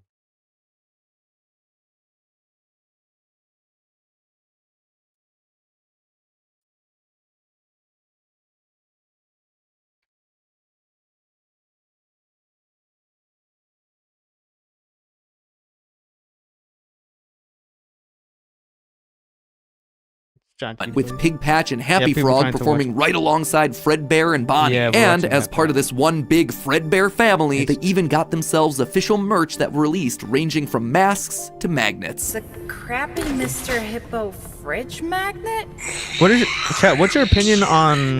That said, not Security all the breach? I characters were think it's winners. The reception decent, to but some characters it's a was game I would never just get scared of. mediocre. So they faded away into the dumpster, storage units, and retro budget tech stores of lost nostalgia, waiting for their chance to step back into the limelight if and when a headliner went out of commission. Others, though, would fare much better, like a new Pirate Fox, as well as a blue guitar-playing variant of the yellow Bonnie Bunny. Ultimately, the franchise would get so big, it would spawn its own cartoon show, Fredbear and Friends. Business was booming. In the end, Fredbear and Bonnie's popularity would be so strong that they would be able to support the Fredbear's Family Diner franchise all on their own, while also spinning off a new sister location dedicated to their friends. In 1983, Freddy Fazbear's Pizza launched, giving a dedicated home to all this new supporting cast of characters. Chica the Chicken Bonnie, the Blue Bunny, Foxy the Pirate, and of course the headliner, a brown Freddy Fazbear. Business was good, and Afton was happy, mostly. It did bother him that the one original character that he created, the one that he himself played, Golden Bonnie, got passed over for inclusion in that cartoon show. The only character in the roster of regulars to get ignored for the show, but other than that, things were going smoothly. He had himself a wife, 2 sons, a daughter, he had a thriving business, and best of all, he was able to learn the craft of robotics from the man that he both loved and hated, Henry. Together, they were constantly pushing the limits of what these characters could do. Because it was quick and easy, new characters introduced into the roster would be given a simple hand-sewn suit with 5 fingers that any performer could wear. Eventually, Henry would design one of his signature animatronics for that character, utilizing a divided mouth with either a hinged or sliding jaw design. This was the first generation of animatronics. But why stop there? Afton had big ideas. What if the animatronics weren't just locked to the stage, but could freely roam the restaurant and interact with the kids? What if his mascot suits could become animatronics? What if you could use more than just rigid metallic skeletons? Why not experiment with tubes and wires that would give the animatronics fluidity and flexibility while still providing structure? The possibilities for this technology were endless. Afton fell in love with robotics. He had started with a dream of bringing one simple singing bear to life, but with robots, he had stumbled across the tools that gave him the ability to control life itself. And thanks to Henry, he was practically speedrunning his way to an engineering degree. And while William wouldn't admit it out loud, one other thing that kept pushing him forward was the desire to beat his former rival, to prove himself smarter and more capable, to surpass the man who everyone else considered to be a visionary genius. But pride cometh before the fall, and tragedy was about to strike. Okay, so that brings us to the end of part 1 of the story. That said, at the end of each of these chunks, I want to break down some of the logical leaps that I made, since the more narrative format doesn't give me much of a chance to justify a lot of the big decisions. And admittedly, there are some large leaps in here. Let's just start off with Fredbear's Singin' Show, shall we? We know, based on the retro poster that was hidden in Security Breach, that at least at one point, Fredbear was an actual bear. And like I called out in that narrative segment, dancing bear shows were a real form of entertainment. The only problem is that, timing-wise, none of our main characters would be the people in charge of that business in the 30s and a series of pizza restaurants in the 80s without him just being extremely old. Best case scenario, if Afton's running the Singin' Show when he's 18, that still puts him at nearly 70 when the first pizzeria opens and his murder spree begins. That just doesn't make a lot of logical sense because he doesn't become immortal until his first death in Springtrap. That's why I suspect that Fredbear's Singin' Show was either a family business that Afton then carried on to a new generation, or something that he saw as a kid and just wanted to recreate when he grew up. The Fredbear Singin' Show thing also starts laying the groundwork for some of the core elements of this story, that Freddy's was a place of fantasy and fun, and that Afton, despite eventually falling to become the heartless serial killer and mad scientist that we know him as, began as someone with good intentions and a love of entertaining kids. He wanted to bring things to life from the very beginning. How did he go from, that recurs a lot for him throughout the rest of the franchise. Next up, let's talk about those mascot costumes. One thing that I keep going back to is the design of Glitch Trap. It's a handcrafted suit. You can see the seams and everything. It even has 5 fingers for the performer's hands. It is very much not a Springtrap suit. This is something much more rudimentary. It came at a time before animatronics were a part of the story. That's why I suspect that it was actually the first, predating literally everything. It's also a suit that is very personal to Afton. He put his digital consciousness in that form. It's his personal avatar. It's the way that he sees himself. There's also a whole separate discussion to be had here about the habits and rituals of serial killers. So the fact that he's choosing to lure kids and kill them in this particular suit actually says a a lot about his emotional attachment to it. So while Fredbear seems to have started as someone else's creation, Golden Bonnie was uniquely Williams, giving him a personal And he could keep connection. it. That And shit that's looks not all. ugly. In this whole franchise, only one set of characters have themselves 5 fingers, the Nightmares. Even Golden Freddy, Fredbear was a 5-fingered wearable suit at one point in the story, as we see in this Yeah, shot it's from the called Glitch graphic Trap, novel, yeah. before he, like everyone else, was turned into an animatronic. This seems to That- imply that all of the Which main is characters weird. had similar wearable mascot Actually, not that outfits weird. at least at one point in time, and that whoever is having Because the in the FNAF 4 ga- when he nightmares, first appears, if it they makes even sense. are nightmares, something that we'll touch on in part 2, This saw actually those is glitchy. mascot suits specifically. Lastly, we have to talk about the elephant in the room. The literal elephant, Orville Elephant, as well as the rest of the mediocre melodies. For a while now, I've suspected that the mediocre melodies played a much more important role in the story So than the just being a mediocre bunch melodies more are just animatronics to knockoffs? fill out the roster. Especially Ned Bear, which is just so I didn't know that. suspiciously close to Fred Bear. And yet, there are 2 key details that we're gonna have to justify with I any think I like them mediocre more 'cause melodies they don't mentioned. try to One, murder they're you. very rudimentary with external battery literally packs, trying to just implying that they come unclog the very toilets early in or the something. timeline. And 2, we know that at minimum, Mr. Hippo does eventually become an official member of Mr. the Hippo. extended Freddyverse. But if these things are supposed to be cheap, generic rip-offs, why would you be trying to rip off yourself? You wouldn't. You would be stealing someone else's ideas. So if Afton created Fredbear, there would have to be some rival franchise. The only other Henry? person who would likely be ripping him off, Henry. We've Yeah. talked extensively about how the mediocre melodies are clearly Henry's design aesthetic, so it just has to be him. I don't think Henry's doing this maliciously. He doesn't strike me as the type. He was likely building the robots at the orders of someone else that was running a rival restaurant franchise. But that's That makes enough sense. motivation to start Afton down a path of jealous rivalry, but also begrudging admiration. As the Freddy Files Ultimate Edition says, it's important to revisit the beginning of Henry and William's relationship, so here you go. I think this is where it begins. Also, this is future Matt Pat here coming back to add this one in. Seems like the recently Michael's released a bitch. character encyclopedia has backed up all of this speculation. I've had this timeline written for about a month now, but I've also been holding off a bit to see what wrenches this character encyclopedia might throw into it. And on this particular point, I gotta say, it seems like we might actually have nailed it. They actively call out the suspicious similarities to the main Fredbear crew. Quote from one of the pages: Ned Bear looks like an imitation, altered just enough to avoid copyright issues. I don't know about you, but that seems to imply that we Oh my were God. right on the It money. legit Knowing is a all of this, knockoff, at though. one They point the gave this dude a franchises had to have freaking merged. set of That's bow really the tie only and way that you actually get just Mr. tie. Hippo from the rival franchise as part of the Fazbear crew. This also mirrors a lot of what happened in the real-life history of Chuck E. Cheese, with 2 rival restaurants, Oh my each with their own God, casts bro. of characters merging to become Dude, one these unified look- brand. oh my Again, we've God. gone into that in detail Oh with other my- videos, just wanted to remind you all of that here. But why would I call out the rival restaurant as being named Chica? They look,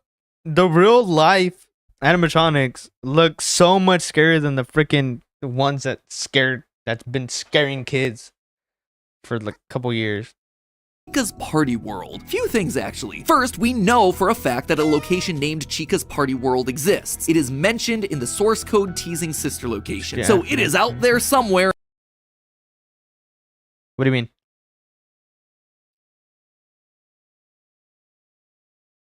Should I add? What do you mean?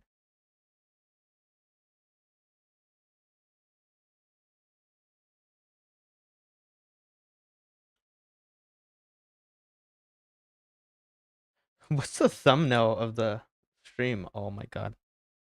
And doesn't fit cleanly anywhere. Second, in the story The Puppet Carver, Chica is very explicitly looped in with the book versions of Pig Patch and Ned Bear, implying that she started as a mediocre melody. Thirdly, her design just fits better with a theme of down-home country animals with southern accents playing the banjo and eating with bibs. And with her being the headliner of the show with her name on the restaurant, it would make sense then that when the restaurants merged, she was the one that was added to the main cast of makes characters, while all the other mediocres That faded actually away. makes sense. It's also why when Freddy's closes after William's killing spree, she's the one to branch back off into her old franchise and is therefore missing in sister location, a detail that's bothered me for years at this point. It might also explain why William decided to stuff his first dead kid into Chica. That one was Henry's That creation, makes not sense. his. Is all of this a big leap? Yeah. Is it connecting a lot of dots that are very spread out across the franchise that I've been holding on in the back of my mind for years? Absolutely. But I think it makes sense. It also serves as a clean answer to a lot of the random threads that Scott's been leaving dangling for years. years. So with all of that in mind, my friends, we can close the book on the foundation of Freddy's. And don't worry, next week I'll be back to give you arguably one of the most confusing parts of this entire timeline situation, part 2, the Afton era. I promise it will actually This be Afton next era week is gonna this be time. dope No more waiting when we watch around. it. I am just as eager to get this one out the door as you are to watch it. I promise. You know what else I promise? I promise that we'll actually get to talking about the games. I would have liked to have talked about them in this episode, but there just isn't that much in the games that helps us depict anything pre-Family Diner. Although, let's be honest, this franchise has never been just about the games anyway. Even back in the early days of FNAF, we were decoding images and source code that Scott fed us through the website. The modern day books and the clues that we get from those things, now they're just modern extensions of that. All of it is crucial to understanding this franchise and its lore. Unless, of course, Steel Wool finally gets around to making that Fredbear's Family Diner game they want to make so badly. I've always would love to do is get kind of back to, I have no clue if we'll ever be able to do this, but getting back to kind of like the origin of like Fazbear Entertainment, or the origin of Did they ever Freddy make that? Fazbear. But in the meantime, while we wait for that inevitably cryptic game, I hope that this start to the timeline helps to fill in some of those gaps. I'm excited to share part 2 with you next week. If you haven't... Alright, part 2. Where's part 2 at? Let me look for it. Oh, here it is. Part 2. That's not that far. 3 years ago. Damn, I've been missing out. Or we've been missing out. Here it is. Hello, Internet! Welcome to Game Theory, and officially page 7 of the FNAF timeline script. Last time we covered the origins of Freddy's. We talked about William Afton's childhood dream project of making a singing bear come to life, and the infuriating moment that his dream is copied by a rival restaurant franchise looking to steal away his success. The merger of the two franchises results in William meeting Henry, a brilliant designer with a knack for robotics. Working together, they make Fredbear's flourish, spawning popular Saturday morning cartoon shows, toy lines, and spin-off restaurants under the Fazbear name. Okay, give me a second. My audio was turned off. When last we left him, Afton was thriving. The world of robotics opening his eyes to new and exciting ways of I forgot I was playing a characters scary to game, life. so I turned it Bringing down. things to life. Yeah, that was his core driving force, his passion. And it was this very passion that would mutate, twist, and morph from here on out in the story. Because with life, there is inevitably death. Does he something just that cut Afton so would much become corners intimately familiar with. that But before Afton screws acquaints everything? himself with death, I want you to take some time to acquaint yourself with our newest channel. Guys, this is a huge... That's... I'm positive he doesn't have that channel anymore. He does. Let me skip that. Blissfully ignorant to the impact that style has over your life and how the world better able to achieve my builds understanding the educational curve. And this channel is to be someone out fun because head to testing every day that you watch with considered subscribers on and onward to part 2 where things are about to get dark in a hurry. He did like a... I think I've seen that channel before. Business was booming when he with did like two shaving whole stuff. Restaurant franchises like, running. what's the best Fredbear's razor? Family Diner and the newly That was really opened good. Freddy I like that one. Fazbear's Pizza. Together, William and Henry had been able to take the hybrid suit idea and make it into a reality. They called their new invention the Springlock suit. And fittingly Springlock. enough, it was symbolic of the partnership between these two men. A human suit as designed by William that could become a freestanding Is that Henry-style Markiplier? robot. But because it was I think still it new is. tech with kinks to work out, the rollout was limited, restricted only to the Fredbear's Family Diner location. All of this meant that William was busier than ever. He didn't have time to be a full-time parent, so he designed a nanny cam system where cameras and speakers were hidden throughout the neighborhood, as well as in his youngest son's favorite toy, Psychic Friend Fredbear. I mean, That plushy creepy-ass Fredbear. freaking But plushie since dude. cameras just weren't enough to raise a kid, he also left childcare duties to his eldest son, Michael. There was just one problem with Michael was that. a dick, Michael though. was far from the best babysitter. He tormented his younger brother by jump scaring him with a foxy mask and constantly left him behind. William watched all of it from his cameras. Kids would be kids. Tomorrow was another day, after all. Except Michael's torment didn't stop. Bitter, angry thoughts would run through Michael's mind. Why did he have to be the one to take care of this whining crybaby all the time? I guess that's cool, It just connecting- wasn't fair. It was time that he connecting got that. even with his brother by playing the ultimate Maybe. prank. Okay, A prank yeah. that just so happened to be on this crying child's birthday. He and his friends would take his scared little brother and make him do the one thing that he was terrified of doing, getting close to the animatronics. That would be embarrassing for the kid that was such an embarrassment to him. His brother squirmed, screamed, kicked, and fought, but just as they were putting that small, squirming boy up to Fredbear's lips, the mouth snapped shut. The sensitive spring locks inside the body had been Was that the triggered by bite of boy's 87? movements, and they'd immediately clamped down. The wriggling stopped. The boy went limp. Yeah. It was just a prank. It was meant to be funny. The boy was taken to the hospital and was immediately given an IV. Flowers and pills filled the nightstand next to his hospital bed, but the damage was too severe. He couldn't recover. As the younger brother's consciousness began to fade, he could hear Michael's last words, a small and flimsy apology. But his father, Williams, through the voice of the Fredbear plush, were a firm and committed promise to a dying son. You're broken. I will put you back together. But that makes a lot of sense. No matter what, Williams' son would live again. You know what? That makes a lot of sense as to why he ends up being crazy. A little bit. I would say that the song is outdated and that he has some.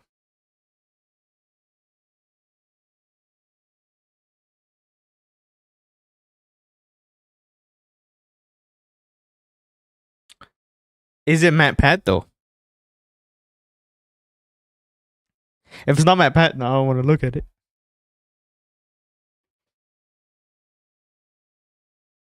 But thanks for the suggestion though.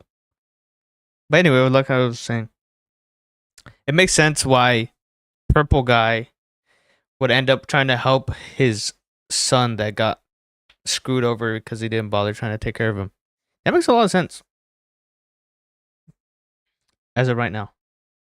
That right now, yeah, maybe he next just didn't stream. have. Yeah, his young son's heart flatlined. we could watch The boy this one faded and into then inky a follow up unknown as to of what got aftermath. changed. In the aftermath of the tragedy, changes This is started happening before around the running, so something doesn't make sense yet because these games.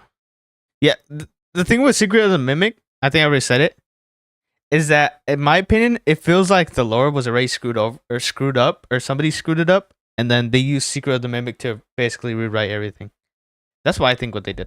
Restaurants. Could be Kids wrong. were now required to wear security wristbands to prevent anyone from getting outside without parental permission. Any kid 'Cause I who don't think they approached the connect, do exit they? without Or they permission would connect have with the to book? answer to the security puppet. A I don't know, marionette on we'll strings find that could out. fly around Maybe on tomorrow. rails across the restaurant to stop kids in their tracks. It was William's idea, inspired by Michael constantly leaving the restaurant without his brother. In the wake of Fredbear's spring lock failure, all the hybrid suits were getting retired, locked away at the nearby Freddy Fazbear location. It was yet That's where another he tough pill to connected swallow after that all the stuff. hard work that he and Henry had put into them. William would eventually bury the boy's small body in a remote location out in the woods right alongside his drive into and out of work every day. The death of this little boy sent the family spiraling. His wife, crippled with grief, was so distraught.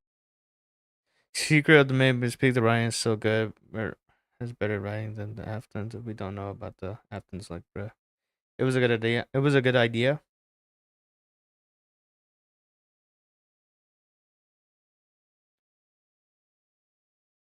I guess I don't know. I haven't. The only thing I've seen about Secret of the Mimic is how broken it is, like the game.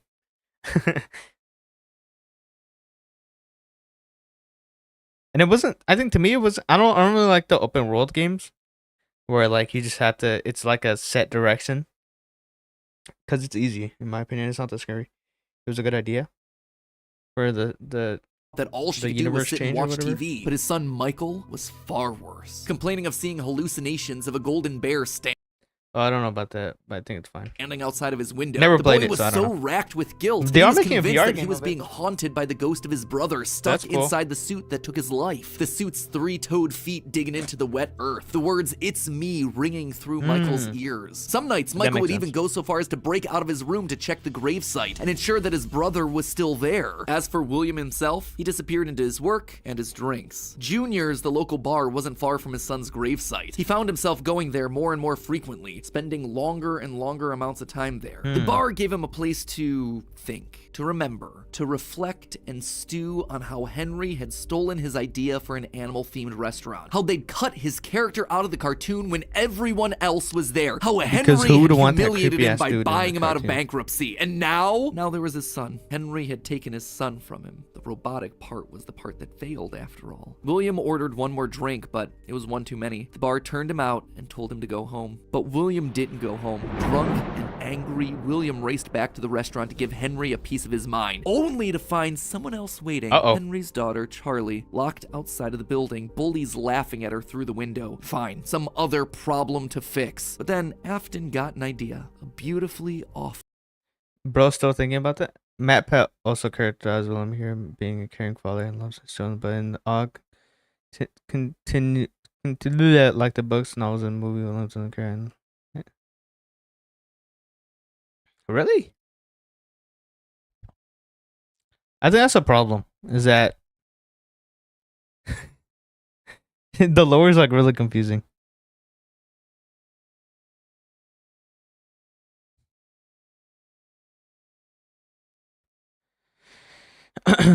Full idea. This was his chance to get back at the man that had humiliated him all those years ago.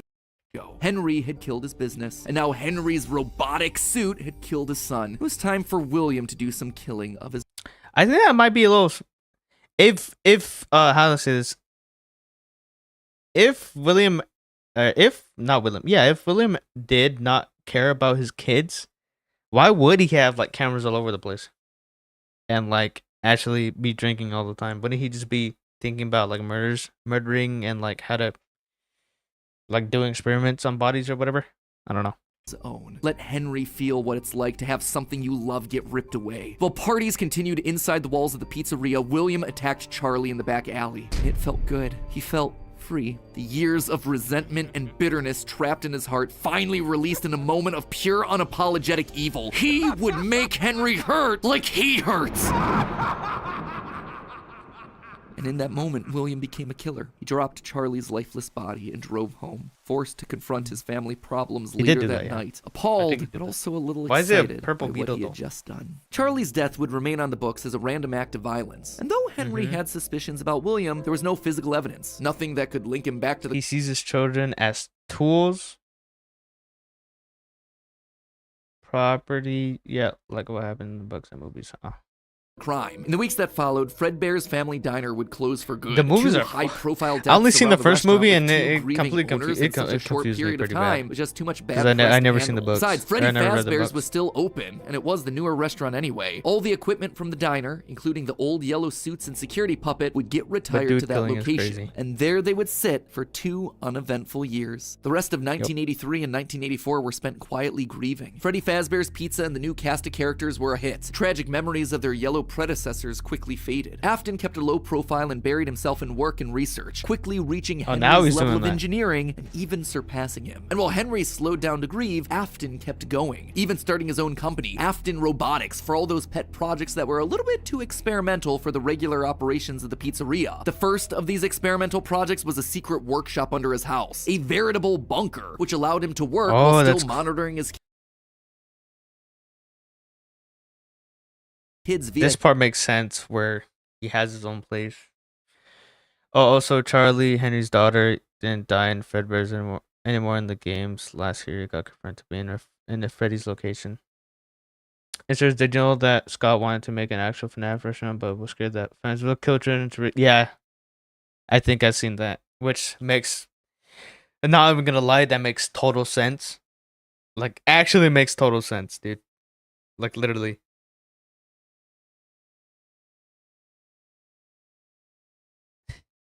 hidden security cameras. It just sucks that he actually has to think about that, because it is like a possibility that somebody would do that.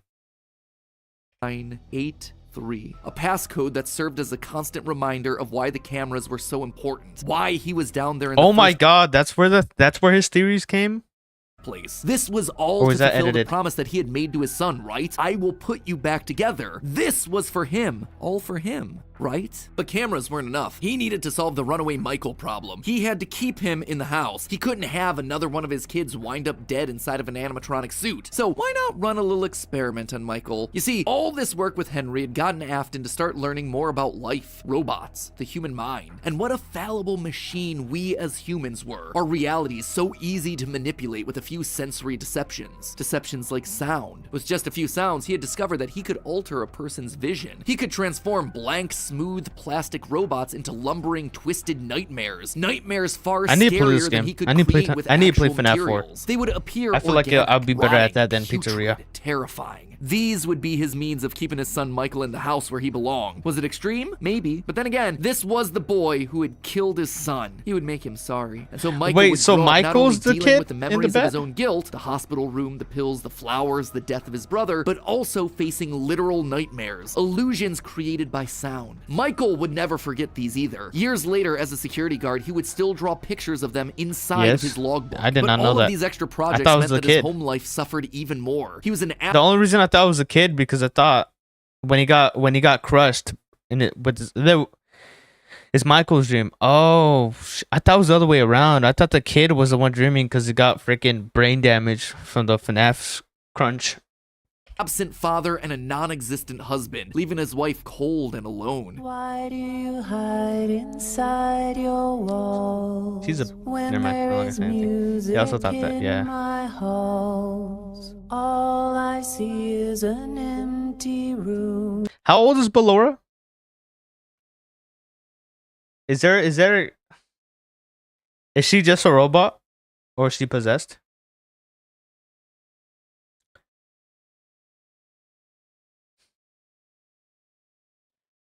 Or is that like she's a robot? All right.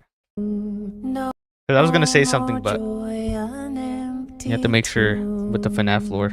And despite her repeated demands that he leave his office and engage with the family, he refused time and time again, leaving her no choice but to leave. You burned down my house? You call that a house? It was like a morgue in there. You need to Exotic see your butters. son. The baby isn't mine. Well, how's this? I think it's William's wife. And through it all, there was Not one anymore. lingering feeling. William wasn't done. He had gotten a taste of what it felt like to be unleashed, what it felt like to be free. Charlie's murder had unlocked something in him, and he wanted more. June 26th, 1985.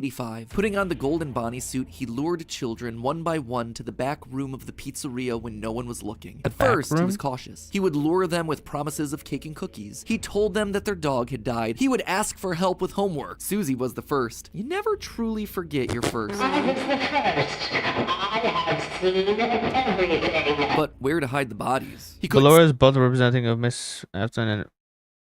But I don't know who the Murray lady is, but. sneak out, someone would see him. He had to hide them in a place where they'd never be found and where they'd What never place leave is that? the building. They had to be stuffed inside of the suits. Oh. No one maintained those things anyway except for him. And so Susie would go into Chica. Where does the black Jeremy, and magic Gabriel would come in play? next, but it was easy. Where does It was like the too freaking? easy. And with each little life Where does he the snuffed out, possession? his lies got bigger. freaking Their house was scary ass burning. stuff They're happen? just being kidnapped until the last one were all Secret of the Mimic. Really? I never played it. pretense was off. He let himself get violent. This is the first version. Oh. Too violent. I'll just wait for him after school, throw a bag over his head, hit him with a shovel, and drag him into the back of my car. The body of Cassidy was far more bloody and broken than any of the others. He'd let himself go too far. That one he shouldn't have killed. With no more active animatronics Oh, you gotta watch the lower of that. It's peak. left, he shoved the body into the one suit that remained backstage. The long-forgotten yellow Fredbear. And then now they make broken another and game. discolored. They make another FNAF game that completely overwrites whatever lores were happening or theories that were made. I feel like they're gonna do that. They tried that. I feel like they tried that with Secret of the Mimic and it didn't work, or it did work. And then they're gonna do it again. With I age, feel like broken, like Cassidy was broken, like I did a lot of suggestions, like two new videos. I don't mind giving reactions. Have you heard of Matt Pat's theory where he says that Gregory's a crying child? Yeah, I seen that. I actually did see that. I did see that. It makes sense to me a little bit, only because Freddy's literally just for some reason his son. For some reason, Freddy glitches with Gregory for no reason. That's why I think that makes sense. Was broken. But then it Newspapers gets screwed. reported on this disappearance, naming the whole thing I think the missing next children's Mimic game incident. kind of. Police would even charge William with the crimes after finding security footage of the golden everything. mascot suit luring kids to the back, but they couldn't convict him. They had no bodies, and his face had been hidden behind the mascot suit the entire time. What they had was circumstantial I want at pizza best, now. and so he walked away a free man. But Henry knew the truth. In these murders, he saw his daughter Charlie all over again. So he threw Afton out of the company and shuttered the doors to the old pizzeria. Henry would keep the franchise quiet for 2 years. This would not happen again. This could not happen again. How could he protect the kids? Finally, he developed a solution. He would implement an even more extreme security Well, it all system. makes sense after Secret of the Mimic because David Murray is also part of that. David crying child is his crying child is Greg, and that's it's fine. in the form of new Is this a fucked up hot take? Henry's not a good person. Toy animatronics, inspired by the toys that they had been selling years ago. But these guys, these were special. They were a new breed of robot with facial recognition abilities. But most importantly, they're all tied into some kind of criminal database, so they can detect a predator a mile away. All the original animatronics. I feel like Henry isn't a good person. Now like withered at all. with age were moved to the new location. With a plan in place, it was time to gotta keep the kids safe. Let me remake the fucking models. Let me remake the animatronics that already screwed everything. Like, why would you do that? Try once more. The year was 1987, and the new and improved Freddy Fazbear's Pizza was making headlines in local newspapers. Headlines that just so happened to catch the attention of William Afton. Freddy's was back, and without I don't want to him, say anything. That was his idea. I feel his like the thing that you try to do Henry was, yet again, trying like to cut him out of the picture. No. As long as these restaurants stayed open, William would always come back. Then he noticed the phone number to apply at the bottom That's of the the shit I article. hear before I get jump scared by to apply call. Scrap trap. Afton would go back, not as an owner or co-founder. He would go back in the one place that they would least suspect him, a lowly day shift security guard. And there it was, buried in the back of parts and services, mixed in with the old withered animatronics, was the golden rabbits with the yellow. Yeah, thanks for joining in.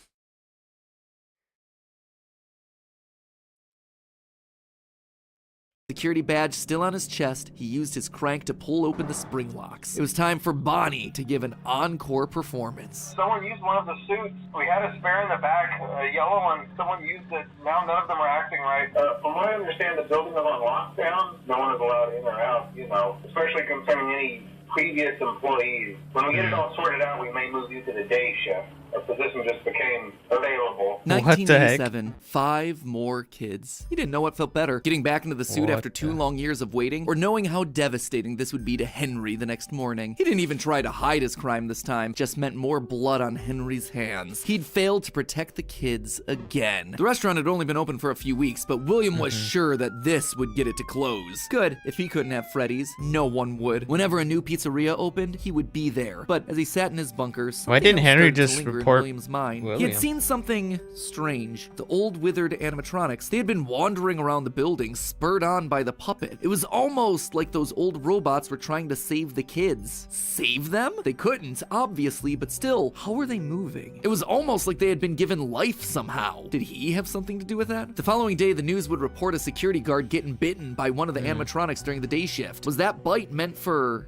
him? William's curiosity was stronger now than his bloodlust. He had to learn more, but how? There was no way he'd ever be able to get inside another Freddy's Pizzeria. Heck, there was practically no way a Freddy's would ever open again. He needed to create something new, something brand new. He needed to create his own pizzeria. Due to the massive success, and even more so the unfortunate closing of Freddy Fazbear's Pizza, it was clear that the stage was set, no pun intended, for another contender in children's entertainment. Circus Baby's Pizza World. This would be the place where he could continue his work. No longer just murdering, experimenting. He needed more kids, and he needed them alive. And knowing that he couldn't show his face on the restaurant floor, he needed a way of remotely capturing his victims and preserving them for his work. With that goal in mind, he designed a new breed of animatronic. Their endoskeletons fluid and flexible. He equipped them with sound lures that could mimic voices. They could isolate children. They could incapacitate and contain them with zero direct input from him. It was brilliant. He was brilliant. Far beyond the simple bars and wires. I did not know Henry's he made like killing machines designs. for And the characters he chose for this were uniquely his. His new roster wasn't going to be tainted by Henry's disgusting barnyard bird. Instead, it was back to his characters, his creations, Freddy, Bonnie, Foxy, as well as 2 special ones. The first, Ballora, was an homage to the woman who left him. Now she would never leave him again. The second, the titular baby, was designed with his baby in mind, Elizabeth, his youngest child. She would always I always be thought Daddy's Cassidy was little Elizabeth. girl, the one I don't that know where I got listened to that him, from. the one that obeyed until the day that she didn't. Daddy,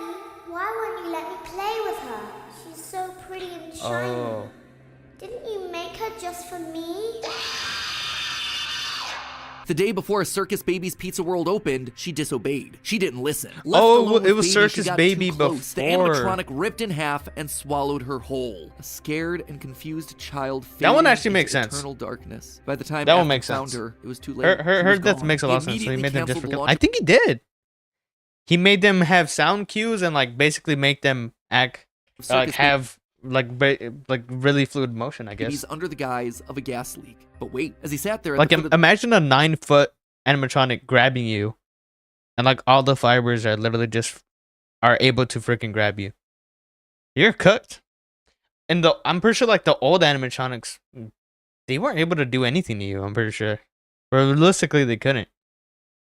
I'm pretty sure they were like really weak. The stage, he noticed that something was different. The eye color of the robot had changed. Baby had been built with blue eyes, but now they were emerald green, the same color as Elizabeth's. Was she in there? Could this all be connected to the free-moving animatronics that he had seen at Freddy's? Yeah. He had to know more. His mourning turned to excitement. He had to return to where it all started. 1993. Pathetic. This place was pathetic. Henry had clearly tried to reopen one final time with those FNAF old 2. original They stuck animatronics you from in so the long script. ago, Yeah, they but did. Williams' damage to the brand had been But permanent. These things not the stank of children, death. They had only been the washed in freaking, decades. only the But security even if guard. they had, nothing could wash away the stink of murder that haunted these halls. One night, Which then makes sense. It another, was like a then revenge another. type of William thing. repeatedly snuck into the old, broken restaurant to lure the living animatronics to him, one by one dismantling them, robbing them of their endoskeletons. The metal had to be the secret. It had to contain the remnants of life itself. But he had to know for sure. Leaping out of a room that was invisible to the animatronics programming, he dragged the oversized robotic skeletons back to his underground workshop, back to where Circus Baby watched on with glowing, curious eyes. The Eyes scooper? that somehow felt alive. Not knowing what else to do, William melted the robotic parts down. 5 animatronic endoskeletons reduced down to one silvery puddle of goo. Could he transfer this living metal to his own creations? He had to try. He picked up a syringe and filled it with the molten metal and injected the goo into Funtime Freddy's twisted, wiry endoskeleton. And suddenly the coils came to life, like snakes writhing in a pile. What had once been cold, lifeless metal moved and jolted on its own. He'd done it! He had unlocked the secret to life itself. Except something was clearly wrong. The movements were erratic. They were violent, angry. Crazy. Baby didn't act this way. She had been calm, collected. This was clearly something else, something mindless and frantic. Perhaps by mixing the souls and then portioning them out, he had created...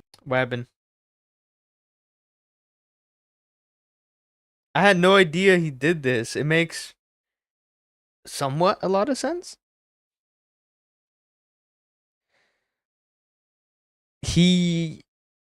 What are you reacting to? What just happened right now? Where he freaking makes goop out of a robot and then literally activate or puts the goop inside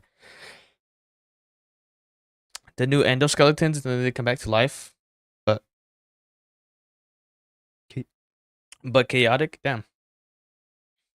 Incomplete beasts. He would need to keep testing to truly understand it. He needed more of this remnant. As he searched the old pizzeria one more time for any remaining scraps of metal, the ghosts attacked. His past victims come to collect their due, all led by Cassidy. The 5 lined up and blocked the door, and Afton's mind reeled. The scientific implications of this were incredible. Ghosts, real ghosts that he could see, all standing against him. But what could they do? What couldn't they do? He panicked as Cassidy approached. How do you stop something that's already dead? Maybe with the thing that resulted in their death in the first place. He would get into his suit like old times. He would regain his power over them just like the day that they died. He was the genius. He was the one in the suit. He was the one in charge. The spring lock snapped into place. Maybe it was his frantic movements. Maybe it was the leaky abandoned restaurant. Maybe it was just fate coming to collect its due. He didn't know. The only thing he did know was that his brain was suddenly filled with searing white-hot pain as hundreds of metallic pins and gears stabbed into his body from all sides. All he could do was collapse, blood slowly oozing out of the suit and pooling onto the floor around him. It couldn't end like this. It wouldn't end like this. His work was unfinished. Oh, because he dies in that suit. He basically just comes back like a normal dude. Living. It took days lying in his own blood, but eventually someone found him. A security guard making a normal report. When he saw the animatronics torn apart in the middle of the party room floor, it caused him to file an immediate report of a break-in. An owner would have to come in and claim the damage. And who else would it be other than Henry? Hope jumped in Afton's heart. Henry would see him. They were partners after all. He would be the one to help save him, to get him out of this suit, to relieve him from this tremendous pain. Henry entered the secret room. His eyes fell on Afton sitting there in the pool of red, and Henry, saying nothing, turned and walked away. This is just to inform all employees that due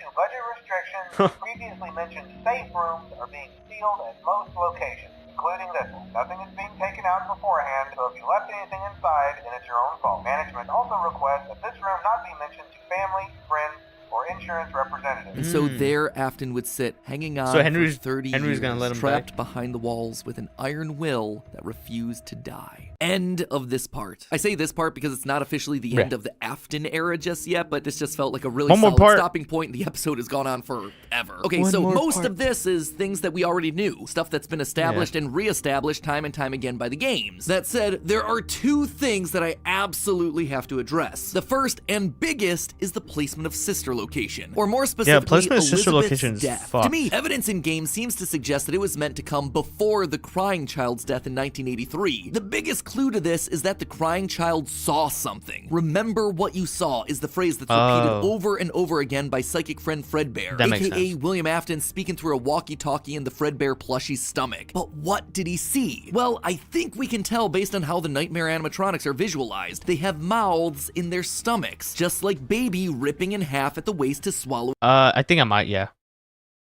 Because I wanna if I edit for, or if I go live for like, what, 7 hours or like an additional 3 hours, I won't have time to edit the videos. So people could watch them. You're new here, but I have there's like 10 people that when I go live, it's like really late for them. So I want to edit stuff for them so they could watch it, so they don't have to rely on streams. Yeah. If you stick around, you'll see.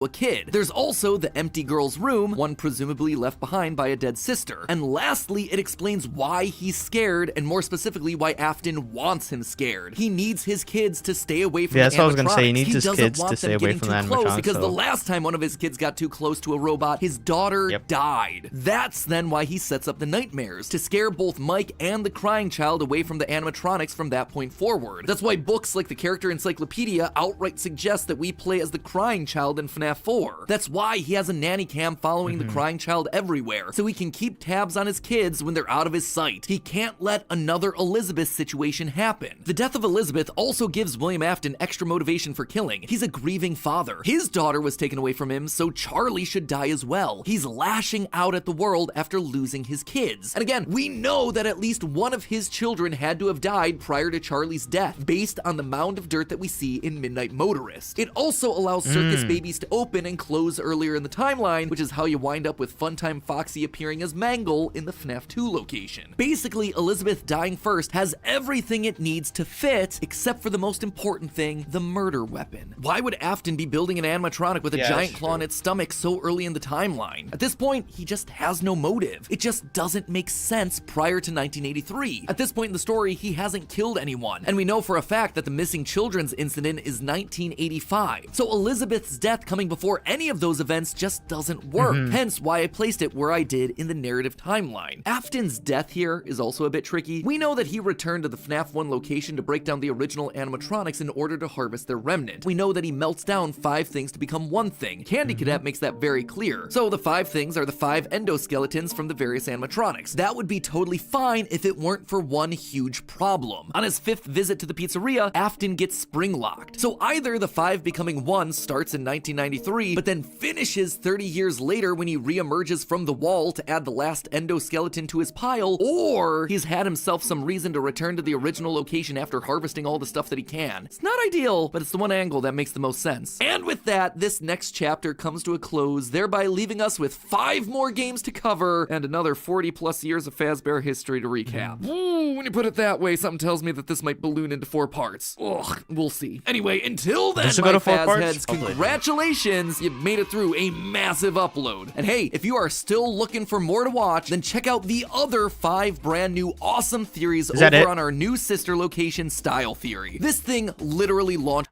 Alright, I think that's it. Alright, next one.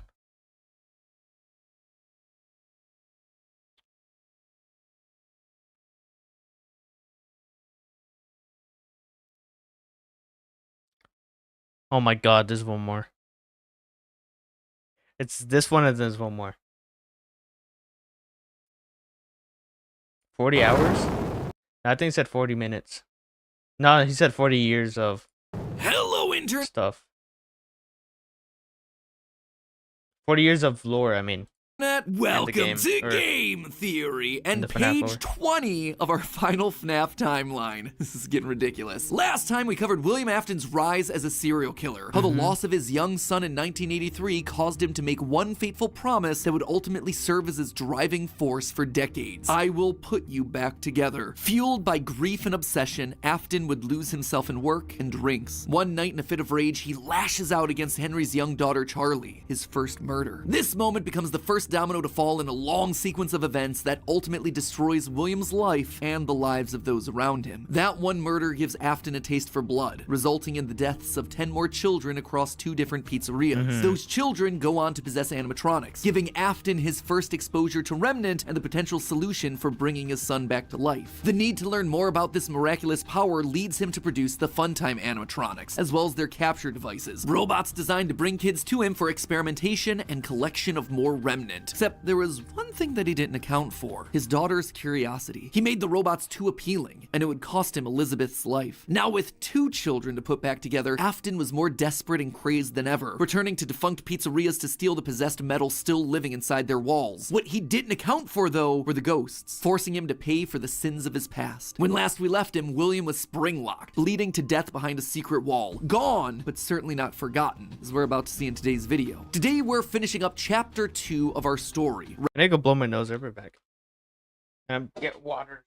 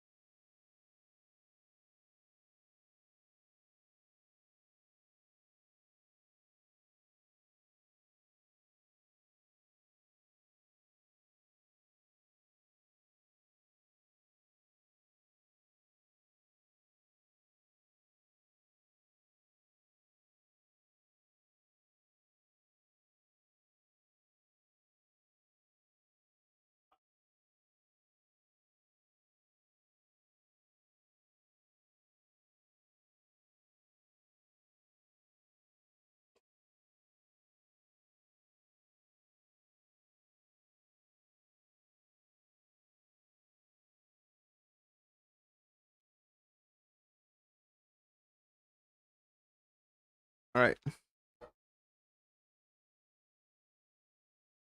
Wrapping up the Afton era. Over the next 6 pages, we switch our focus to the other main character of the franchise, Mike, a young boy dealing with the fallout of a stupid childhood decision with tragic consequences. A young man whose life is best described as collateral damage, caught in the blast radius of William's whirlwind of destruction. Now, before we begin, let me just rip off the band-aid now. We won't be finishing the timeline today. I know, I'm sorry, I wanted to, but covering FNAF VR, AR, and Security Breach wound up taking me an additional 9 pages of script. And I've already made you wait long enough for this part, so I just had to make the executive call to break this one up into 2. Don't worry, that part is already written, it is already recorded, it is just in the process of being edited. It is a hefty episode. So mark it on your calendar, that one's actually going to be going live on March 25th. It's also coming complete with a live talk back where we go back over everything from the past couple episodes, as well as having ourselves some very special guests. So overall, that one should be a lot of fun. Fair warning though, the conclusions we've reached that solve Security Breach, whew, they are controversial. I feel good about them. Like, I think that we've locked in on a lot of the answers here, but they're gonna raise a lot of discussion. Let's just say that you're either gonna love that episode or hate it. I don't really think there's gonna be much in between on that one. Anyway, without any further ado, let's cover a chunk of the timeline that's a lot less controversial. Let's meet Mike. I always like that. Still wasn't I always back. like that Weird. sound effect. Michael knew his father sometimes traveled for work, disappearing for days on end, but usually there was some sort of notice, a phone call, a post-it, something. It's not like Michael and his father were close, far from it, but as a household of 2 suffering men coping with years of tragedy and loss, there was at least some element of communication between the 2 of them. They were united by a name and a shared pain. This time though, things felt different. William had left nothing. His absence was longer. There were no check-ins, no updates, just silence. Oh, it's because he's in the Something freaking happened. there was in one thing Springtrap. Michael knew about his father, it was that he He's in had the suit. contingencies, safety checks, backup plans. His father was a careful and guarded man. He held his cards close to his chest, and as such, William had prepared him in the event that something like this ever happened. Normally, his father kept his home office locked, but in the event of an unexpected, prolonged absence, Michael had been instructed to enter his father's office and look behind an empty set of shelves mounted in the corner of the room. Rolling his eyes, Michael entered the office. He never fully understood how William was able to spend so many hours of his days locked up in here. There was just nothing to do. Most of this place was empty. He dragged himself over to the shelf in Wait, the so why corner, does expecting to Springtrap find want to an kill you in emergency contact FNAF list, 3 then? family safety deposit box. But what he actually found there was completely unexpected. Father, it's me, Michael. I did it. I found it. It was right where you said it would be. The shelf swung open and revealed a giant industrial Oh my elevator, God. one that led straight down into an underground bunker. But that was impossible. Him dope. inside his childhood home was a That secret makes entrance to sense. an enormous underground science lair? It didn't make any sense. Seriously, it didn't make any sense. And yet here it was, mapped directly underneath the floor plan of the house that he'd grown up in, lost his brother in, been tortured in. Michael thought that he'd known his father, a prideful, sad, angry man with petty everyday problems, but clearly he'd been I always living with thought a I thought stranger his sister this entire location time. was like His father literally had earlier. secrets. but- Suddenly, the days of William being locked inside of his office made sense. He'd been here the entire time. Where was here, though? Was this Circus Baby's entertainment and rentals? The Circus Baby restaurant always And is did that- seem that's to why be a everybody deeply wants to- personal project for father. A failure of his that cut Wait, unusually deep. but then that also especially doesn't after make that it- first it doesn't location really had to make be sense closed now that I think about prematurely it. due to the gas leaks. After that day, father really did seem to Because change, to lose himself. in even sister more in his location- work. Clearly, the entrance he had found was some sort of in secret sister back way into the location, facility, one that required two crawling people through vents to navigate. do His something father for had been working themselves, here, but and in you see that, which are workers. And that's when he found her. At the end of the How would facility, Michael Circus not Baby, his find father's out that he's pride got and two? joy. Except How would something was Michael different not about see her. She that wasn't like the others. there's the way she two talked, random the strangers just stories going she to the told. house? This wasn't just a robot. She was alive. What are we gonna say with that? somehow. And not only was she alive, she also felt familiar. There is something bad inside of me. I'm broken. I can't be fixed. Will you help me? Was this his sister? William's baby girl? But how? Why? What was this place? He dug around some old files and found blueprints outlining the features of these animatronics. Storage containers, voice mimicking, parental tracking. And was that a child in Freddy's stomach? Was his father collecting and experimenting on kids? Were all the rumors that he'd heard throughout his past actually true? That the animatronics came to life at Probably. night? That there were murders done Probably. in all the pizzerias? That his father had somehow been the prime suspect in all of it? Suddenly, Michael's mind flashed back to his persistent nightmares throughout his childhood. Had he been experimented on too? Tears stung in his eyes as anger, fear, and confusion filled his body. His father's secrets were pouring out. William wasn't just a lame, overworked father. He was a monster, toying with life itself. Suddenly, everything clicked. He frantically looked around the room, blinking human heads on poles staring back at him. Green Oh my eyes, God. his sister. Blue eyes, his brother. Closed eyes, his mom. All just staring expectantly. These were meant to be human. William was working down here trying to make believable humans, literally rebuilding the family that they had both lost. The small little girl robots with their British accents roaming the hallways of this underground facility Dude, that suddenly makes took on a sense. whole new context. He was trying to make freaking humans. Were those meant to be his sister? A replacement for her? A clone? Was William building clones of his sister? They seemed to know him, after all, to react to Yeah. his presence. They were all there. Yeah, but he always comes back though. Recognized me at first, but then they thought I was you. He always did have a bit of a resemblance to his father. Michael's mind reeled as the reality of his world crumbled to dust. No, he had to get them out of there. If this really was his sister, heck, if any of these things were human, souls, whatever remnant of the humans that they once were, they needed to be rescued. They always put us back inside. There's nowhere for us to hide here. Led by the voice of Circus Baby, he marched through the now empty halls of the Funtime Auditorium. He would lead them. He would protect them. And finally, he would be able to forgive himself for the killing of his brother so many years. Yep. You are in the scooping room. He now. ends up getting tricked, right? The scooper only hurts for a moment. Scooper? That violent extraction arm? Michael had seen that one in the pile of blueprints. Something about heat rendering the magical silver metal inside useless. In reality, prior to getting himself spring-locked and put behind the wall, William's methods had become increasingly sophisticated, with a mechanized arm that could infuse new bodies with a soul. William could finally give and take away life. The only thing he needed were the bodies. Yep. But William wasn't the only one looking for bodies, as Michael was about to learn. But if we looked like you, then we could hide. If we looked like you, then we would have somewhere to go. Michael was going to be the hero to help these animatronics, all right. He was going to help the haunted tubes and wires of these animatronics escape, just not in the way that he anticipated. His sister had lied to him, another game of pretend. The scooper plowed forward, digging its extraction arm into his body. As he heard his bones ripping through his flesh, Michael blacked out. But something is wrong with me. I should be dead, but I'm not. Uh-oh. For the next several months, Michael's life was not his own. He was forced to comply with the tangle of wires and spirits that lived inside of him. His body felt like an overfilled balloon begging to burst as day by day, week by week, his flesh began to sag and discolor. He was a walking, talking, rotting corpse, alive, but wishing he wasn't. He was a puppet, a walking shell. Although he did his best to conceal his fate, there was only so much a man filled with robot spaghetti could do. The entity in his innards would eventually leave. But by that point, the damage had been done. He comes back. His decaying flesh stank, turning him into a literal purple guy. But still, even with no bones, even with rotting purple flesh and begging to die, Michael continued to live. That silvery metal remnant injected by the scooper meant that he couldn't die. His anger also refused to die. What he had seen down there in his sister's location had rocked him to his core. His father had killed and captured dozens. His experiments had killed his sister and then tortured him throughout all his childhood. He was actively trying to build human replicants. He didn't know where his father was, but Michael knew that he was out there somewhere. He's literally just living dying. in shadows. There is only one thing left for me to do now. I'm going to come find you.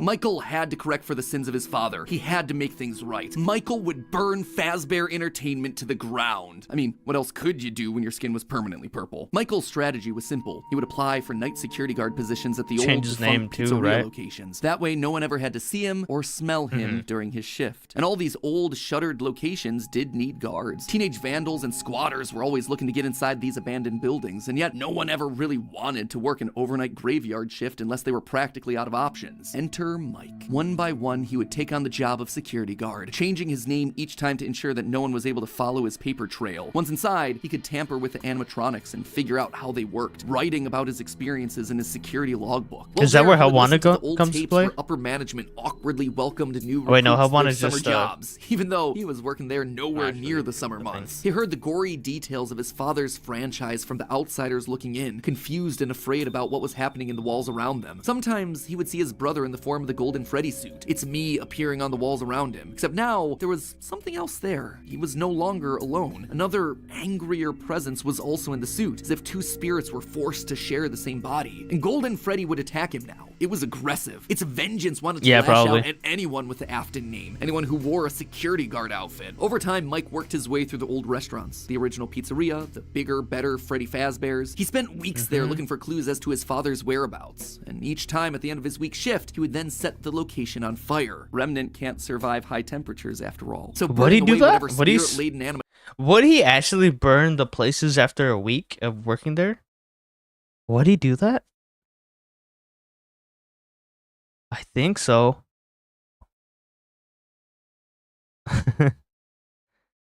I think he would burn it. I think he would burn places because animatronics that still existed the inside seemed like the a winning animatronics strategy. just All this dip out, revisiting right? of his past, though, was causing the nightmares to begin. That's where you get him? Hallucinations that brought him back to his childhood. The guilt around killing his brother. His dreams were oddly mixed with the shrill phone calls of the security guards. But it would all be worth it in the end. The goal was to eventually stumble across the one location, the one job that would finally reunite him with his father. Little did Mike know that day would come sooner than he expected. 2023, an advertisement came across Mike's TV. Fazbear Frights, a new horror attraction inspired by the awful crimes that occurred around Freddy Fazbear's Pizza so many years ago. It made Mike sick. Where People is looking to make a Fazbear quick buck off the tragedy of others, off his own family. This wasn't a joke or entertainment. Regardless, he had to be a part of it. If this team was combing through his family's history, they might stumble across something that could be useful. And if his father was truly still alive as he suspected, there would be no way that he wouldn't show up here. Maybe finally this could be the final chapter in his family's marathon of tragedy. Mike applied for the job and was immediately handed the keys. Years of doing this had taught him that security guards rarely receive thorough security checks. They also liked how creepy FNAF Mike 3. looked. They thought it was a costume. I just don't know like what for the exact job. location. What little they knew. Hey, glad you came back for another night. I promise it'll be a lot more interesting this time. For weeks, there was nothing. But just as Mike considered giving up, he received the call that he'd been waiting for years. You're not gonna believe this. We found one. A real one. Could this finally be him? Sure enough, there he was. William inside his iconic golden Bonnie Springlock suit. Only now it was green and decaying with age. And there they were, a small family of broken But why does he men stay there for the whole finally week? reunited. It's been a long time, Dad. Mike had always struggled with the phantoms of his past haunting him. But now, all the animatronics he'd encountered over the past months, hopping from pizzeria to pizzeria, suddenly sprang to life. Their burned faces haunting him as he tried to keep track of his father on the cameras. It would seem that William's mere presence had put the spirits on I like how high it goes. alert. I like how it goes full circle. That now he's watching his dad in the camera instead of the opposite. A really cool thing. Ultimately, they were harmless, more annoying than anything else. But there was one that felt different from the others. One that was more than just a mere phantom. The security puppet. If he looked at the cameras at just the right moment, he could see it floating there through the halls. He could even see its reflection in the water pooled on the ground. It would seem like he wasn't the only one there on a mission. While he was dealing with Springtrap, Michael assumed that this one was likely dealing with the spirits of this place, finally setting them to rest. Hopefully this means a happier day for all of us, Mike thought to himself. And in that moment, he felt the air around him release, like pressure being let out of a bottle. The building sighed, as if 5 spirits had finally been allowed to move on. He had the sense that his brother was a part of them. He rigged the wiring inside the building to misfire, and the dry, desiccated walls erupted in flames. It is finished. Except, it was not. Somehow, through sheer force of will, Afton remained. He had survived, and Mike would need to find a new way of finishing off his father. Luckily, the solution would present itself later that year. Not from Mike, but from another victim that had been left in his father's wake. We're talking about becoming a Fazbear Entertainment franchisee. Restaurant ownership and management. Something almost anyone can do with a limited degree of success. You are now the face of the newly rebranded Freddy Fazbear's Pizza. Fazbear Entertainment as a brand had been closed for years. William had been stuck in a suit and a wall. The only person who legally could bring the franchise back was Henry, but he largely pulled out of the franchise around the time of his father's disappearance. Something was up. Surely this had to be some kind of a trick, right? Mike, doing what he did best, applied for a franchise and immediately got the job. There was just one thing out of the ordinary. Paragraph 4. If you are playing this tape, that means that not only have you been checking outside at the end of every shift, as you were instructed to do, but also that you have found something that meets the criteria of your special obligations under paragraph 4. No employment contract he'd ever signed required him to keep special lookout for independently moving animatronics outside the restaurant. Now he knew something was up here. Henry was luring them all back. Rather than trying to go to them, like Mike had done for years, Henry was doing the opposite. He was putting them all under the same roof. He was finishing them off for good. Mike knew this wasn't meant to be a restaurant. It was meant to be a prison, a containment vessel, a locked box meant to trap them all in so they could finally end the madness. It took a few nights, but eventually everyone was there. His father, the puppet, the robot Spaghetti that had once violated his body, and his sister, now hopelessly devoted to serve the man that had once gotten her killed. It was time. He had been instructed to seal the doors and leave, but while he locked everything down, he didn't move on. If this was truly meant to be the end, if the remnant needed to be washed away, he needed to be a part of that. This is where your story ends. And to you, my brave volunteer, who somehow found this job listing not intended for you. Although there was a way out planned for you, I have a feeling that's not what you want. I have a feeling that you are right where you want to be. And to you monsters trapped in the corridors, be still and give up your spirits. They don't belong to you. For most of you, I believe there is peace and perhaps more waiting for you after the smoke clears. Although for one of you, the darkest pit of hell has opened to swallow you whole. So so don't keep the devil waiting, old friend. And with that, it was over. The Afton legacy died with all of them trapped inside of a literal then that doesn't even box. work. As the flames danced around the office, Mike, for the first time in decades, was happy. But William wasn't gone yet. Although the darkest pit of hell was open and waiting for him, something or someone wouldn't allow him to move on. Instead, he found himself locked in moments from his past. The pizzeria, is he gonna Son's room, his underground bunker. He's gonna it was talk... as if his brain's Forgot neurons he talks were all about firing at once, overloaded, mixing and matching all his what's biggest that fears, Ultimate Custom Night regrets, where failures. What was this place? How did he says it's hell, right? He called out into the silence. Then they started coming. Without warning, animatronics, both new and old, began to jump out at him, bite him, rip him limb from limb. The pain was immeasurable. Make it stop. Make it stop. William, for the first time, longed for death, an end to this torture. Just as it felt like he couldn't take it anymore, everything was quiet again. It was as if the world had been reset. There was a brief moment of quiet, and then the onslaught began again. Dozens of faces from his past, all focused. Wait a minute. So this is the Ultimate Custom Night lore. Why is he imagining anime FNAF characters? Like, why is he imagining that? You know, like, check your community.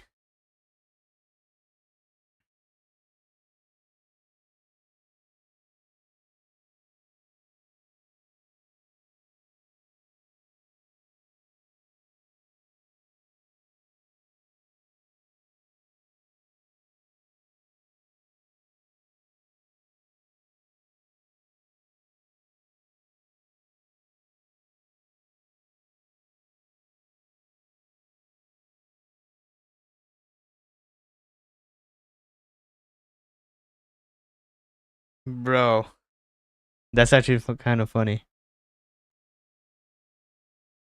That's actually kind of funny.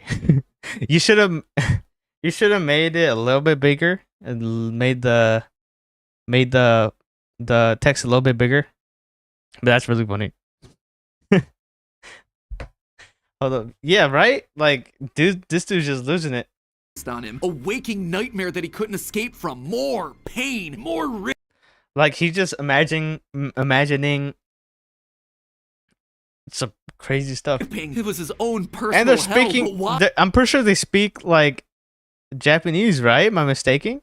Or they speak a different language. And it's like, what the Why heck? couldn't he just die? And then he saw them, a group of characters he never thought he'd see again. Those janky, stolen characters that had started everything. The mediocre melodies. It had all started to go wrong once they showed up. Once Henry had made them. But mixed in with their obnoxious southern drawls, William heard something else. It was barely a whisper, but he could just make out the words. He tried to release you. He tried to release us. But I'm not gonna let that happen. I will hold you here. I will keep you here. No matter how many times they burn us. That voice. He knew that voice, but from where? Greetings from the fire. The one you should not have killed.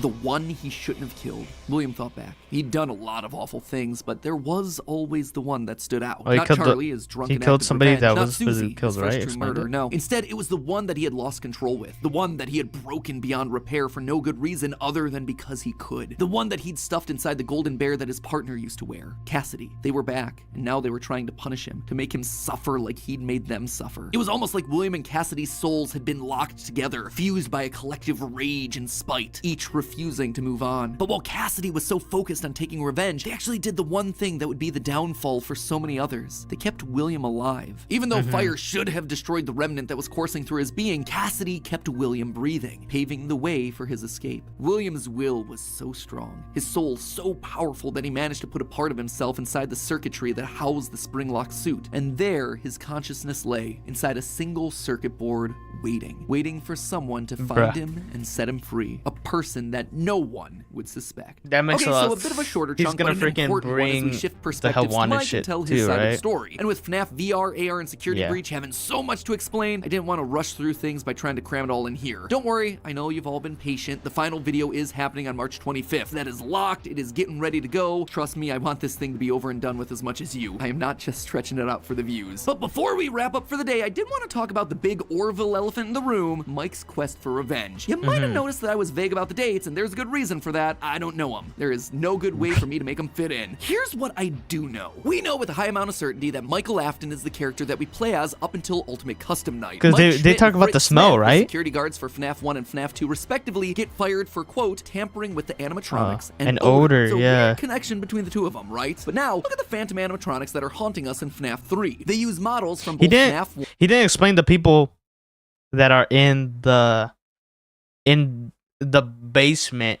1 and FNAF 2, meaning whoever is sitting in that security guard chair, He Fazbear Frights, they have to have seen both locations and their animatronics. And that's not all. Their designs are burnt. It's a weird detail in the game, and it's something that the character encyclopedia repeatedly calls attention to. The burned texture for these phantom animatronics. Why is that so unusual though? Fazbear Frights is the first time in the franchise that we hear about anything burning down. From that point on in the story, it's like the characters turn pyro and are suddenly setting fires left and right. But for the first 3 games, nothing ever catches fire. The animatronics are just moved or repurposed in some way. So when did they burn? And why would our security guards see them as being burned? Someone has to have been going location to location, setting these places on fire, purging the sins of the past. We know we're definitely playing as Mike and sister location in FNAF 6 based on the in-game dialogue. And in FNAF 4, there's an Easter egg where we can hear the phone call from Night 1 of FNAF 1, meaning that whoever's in that bedroom has heard the recording as a security guard. We also know that Mike has seen the nightmare animatronics based on his drawings in the security logbook. So overall, there is solid evidence that connects all of FNAFs 1 through 6. You'll also notice how the character encyclopedia doesn't have a page for Mike Afton. This thing has a page for Chocolate Bunny Bonnie, but not Michael. Some tells me they don't want us to confirm how many games he's been in, because that would confirm too much of the theory. In short, this gives us an incredibly compelling and complete narrative. Mike as our protagonist, and William, his father, as our antagonist. Mike accidentally kills his brother in Fredbear's mouth, which begins our story and sets William down his pathway of destruction. Mike is then haunted by the guilt of his past and is looking to make things right across the rest of the games. In Sister Location, he learns what his father's been up to and realizes what he has to do to correct it. After failing to finish the job in FNAF 3, he ultimately helps Henry end it all in FNAF 6. It is great. It is a clean narrative. There is just one problem: timing. Mike's quest can't really start until he's been down to Sister Location, seen Baby, and gotten himself scooped. That's when he finds out about Afton's secret life. It's also when he's gonna start to smell, because, you know, he's a walking, talking, rotting corpse. And we know that he's not going down into the bunker until the funtime animatronics have been made, Freddy's has been closed, and Afton is out of the picture. That all should be happening post 1993, after William is sealed behind a wall. But that then presents us with a few problems. Afton has already dismantled the original animatronics as we see in the FNAF 3 minigames. How are those things getting burned if they're already deconstructed? But more importantly, we see FNAF 2 paychecks with the date 1987. That is way earlier than I think it can be. To be fair, Fritz Smith's pink slip on night 7 doesn't have a date, but it's a bit weird to say that the first few nights are in 1987, and then employee number 3 is hired on years after the restaurant closes. Anyway, just wanted to call that out because I don't have a solid answer for it, and I'd love to see your comments down below. And with that, my friends, this chapter comes to a close. We'll see you on March 25th for the grand finale as we cover the final 3 games in the franchise, and the controversial answers we think solves what those games were trying to tell us. Until then, my Fazheads, remember, even though Afton kinda succeeded in being brought back to life, gotta admit, he's still looking a little bit on the dry, dehydrated side. I suppose 3 fires and being dead for a decade will tend to do that to you. Fortunately, thanks to today's sponsor, AirUp, I think we can help. Alright, am I good to go? Is this just sponsorship?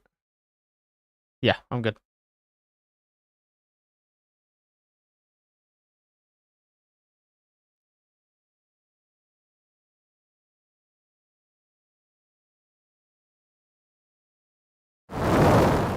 Hello, Internet! Welcome to Game Theory, and the final part of my FNAF timeline, where today, we're bringing our story to a close by talking about the most complicated and controversial part of the timeline, the part that I've been dreading most of all, the end. The moment where we're finally forced to come to some definitive and difficult answers trying to explain what the heck we were watching in Security Breach. The last 2 episodes have been about death. The death of Afton's family, the deaths of multiple children, the death of the franchise itself as Mike and Henry figure figuratively and literally burn it all down. Today's episode, though, and the current end of this franchise, is instead all about rebirth, the return of old characters in new forms, and the controversial rebirth of a franchise entering the next era of its story. Right? But before we hop into the timeline, due to scheduling conflicts, I won't be able to have any live talk back after this episode. I know, I promised one, I was really excited about it, but I just couldn't make it work with my schedule and all the other guests' schedules. That said, I still do plan on doing one over the coming weeks with special guests. Just make sure that you're subscribed and either have all notifications turned on, or you're just watching our community tab for the announcement as to when that's gonna happen. And now, without any further ado, we finally reach the end and a new beginning to our story. Post-purple guy. Fazbear Entertainment was dead. There is no need for you to return to work next week, as Fazbear Entertainment is no longer a corporate entity. All debts had been paid, all assets redistributed. The company was outright dissolved. Even the memories of the horrors that had happened there started to fade away in the public consciousness. The people were gone too. William was dead. Henry was gone. A whole generation of young Emilys and Aftons had lost their lives to the horrors of the pizzeria. All of them collateral damage to the man. Already ice cream. Everyone the company had ever touched was dead and gone. Well, all except one. Pay your child support, you deadbeat! I'm keeping the diamond ring. I also set the house on fire! Clara Afton. She'd been there in the early days, back when things with William were good. They'd had the perfect home, a thriving business, the ideal family. But shortly after their youngest son died, things started to change. William had become distant, lost in his work, obsessive. She had watched him change from this irritatingly brilliant man that she had fallen in love with to a drunken monster struggling to hold himself together. And despite her trying to reach out to him in those desperate days, he was just too far gone.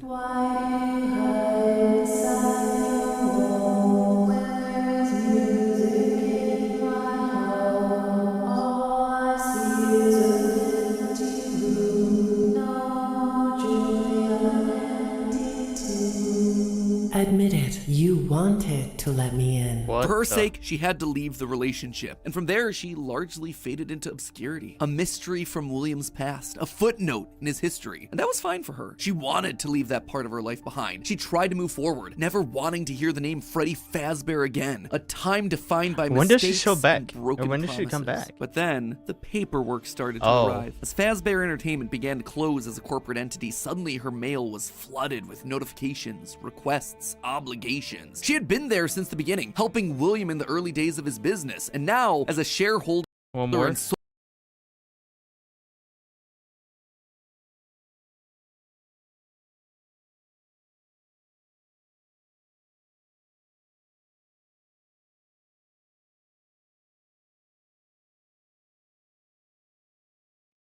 living member of the Afton family, all copyrights and trademarks of both Afton Robotics and Fazbear Entertainment passed on to her. Memories of this past life that she had long left behind. Looking at the blueprints, the contracts, the memos, she felt old wounds begin to reopen. The regrets of a happy family that had been torn away from her.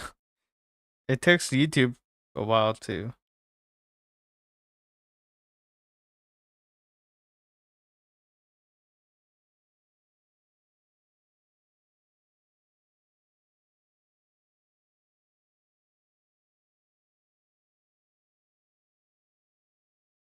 Bruh.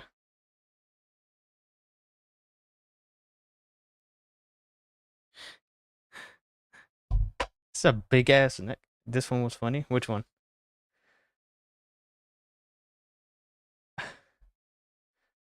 From her. William had always been brilliant. That's what had attracted her to him in the first place. But he'd also been too blinded by obsession and pride. He was too jealous, too petty, too unable to actually see a bigger picture. But now, holding this episode? Really? It's funny? I wonder why. I mean, contained decades of heartbreak and trauma. This all seems dark to me, if anything. She was holding the power. Maybe not. This was her not chance. Funny. And one Very thought dark. resonated in her head. I will put them back together. I will put them all back together. But she's she putting, would be the one them to back together? rebuild this family. To rebuild the pieces of that shattered life. Thought she was to talking reclaim about the the kids animatronics. that Fazbear had stolen from her. But how? Looking at William's work now laid out before her, she knew that he had been onto something. Collecting remnant, robotic humanoids, digital conscience sequence transference. The pieces were all in place. Wait, They were she just makes Help scattered, Wanted? fragmented. It was almost like there were too many ideas going in too many different directions. It was such an important idea that she reiterated that point to herself. There were too many ideas going in too many different directions. That said, there had to be a way to save it all. She just needed to put it all back together. But how? To rebuild her family, she would first need to rebuild the franchise that had stolen them away from her. With ownership over the characters, their licenses, the technology patents, and the Fazbear name, she converted the corporation back to an LLC, a structure for smaller businesses that are usually family-owned. The irony was fitting. From there, she would need Remnant, and lots of it. Remnant was the key. Clearly, in the later years of his life, William had been using Circus Babies Entertainment and Rentals as a remnant farm, sending robots to kids' birthday parties in the hopes of nabbing bits of the stuff here and there. But clearly, it wasn't enough. He had, what, like 4, maybe 5 animatronics going out every week? No. It was a decent idea, but to get the Remnant they required, it needed scale. Dozens, hundreds of animatronics all out there, all gathering Remnant from unsuspecting customers. But to do that would require help, something William would never ask for. William had kept everything in-house. His obsession with control limited him. Clara, though, she wasn't nearly that precious. A plan like this required partners, people outside of Fazbear to do the heavy lifting. I'm gonna take a good guess, but doesn't she end up like taking a whole different route where it's more like hypnotizing with the masks than actual Remnant? He contacted mid-sized like more modern company, stuff. DLZ Shipping Solutions, to help build replicas of all the original animatronics. And with meal delivery apps being what's that? FNAF AR advertised before. What the heck?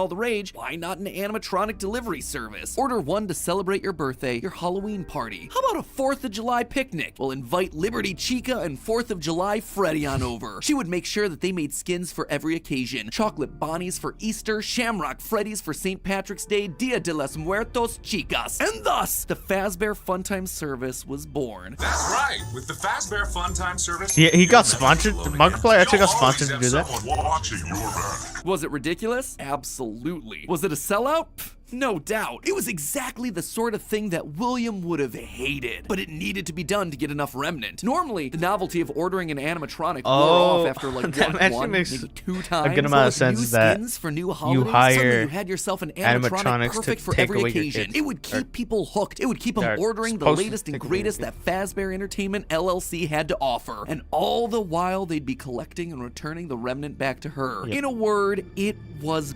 brilliant. There was just one problem with it. No one trusted the Fazbear name. The company's brand was still mud in the public eye. No one would want to hire animatronics from the restaurant franchise known for murdering children. Nothing kills a party quite like the threat of death, you know. So she needed to find a way to discredit the stories that had come before. She needed to win back the public's affections, reactivate some nostalgia for the spooky stories of their childhoods. She needed a game. Multiple games, Help Wanted. in fact. They lied to us. They lied to all of us. They told us that the whole point of this VR game was to undo the bad PR done by a rogue indie game developer. But that's not true at all. Those indie games were designed to conceal and make light of what happened. This isn't just an attempt to rebrand. It's an elaborate cover-up. Struggling game developers were a dime a dozen online, most working on their magnum opus between shifts at the Dollar General. So she found one. Steve just picked him out of obscurity. The right mix of desperate and doofus, willing to say and do anything for a couple extra bucks. And he fell right in line. Steve is supposed to be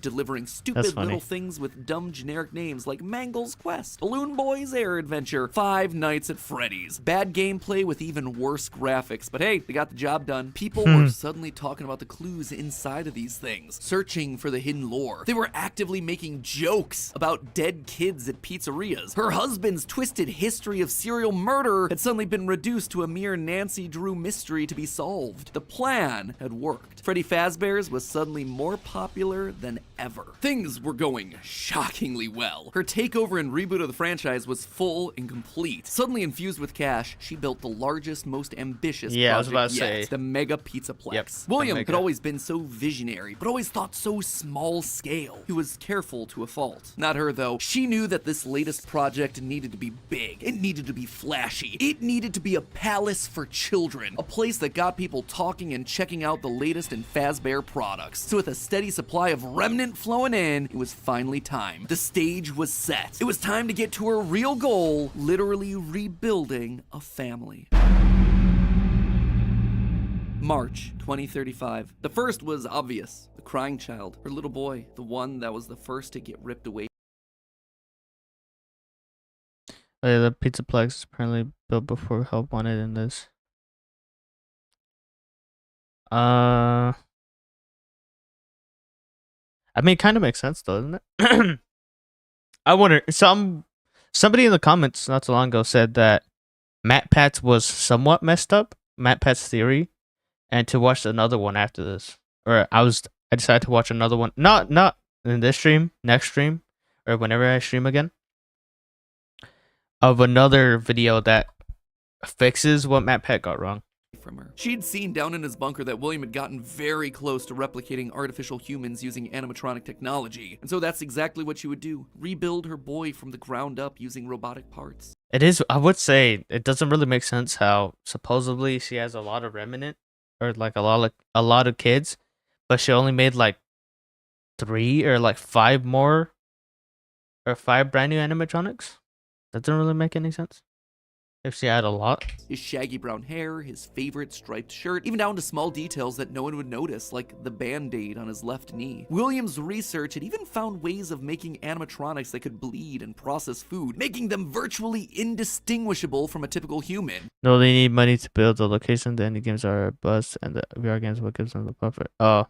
He would never have any idea of what he actually was unless he was explicitly told. The only things that could possibly ruin the illusion were any overrides to his internal systems. If something were to, say, interfere with the cameras that he had in his eyes, or cause some sort of a core reboot to his hard drive, or x-ray... Go check what? I already checked the Nessie joke, or the Nessie community. I already seen it. It's funny.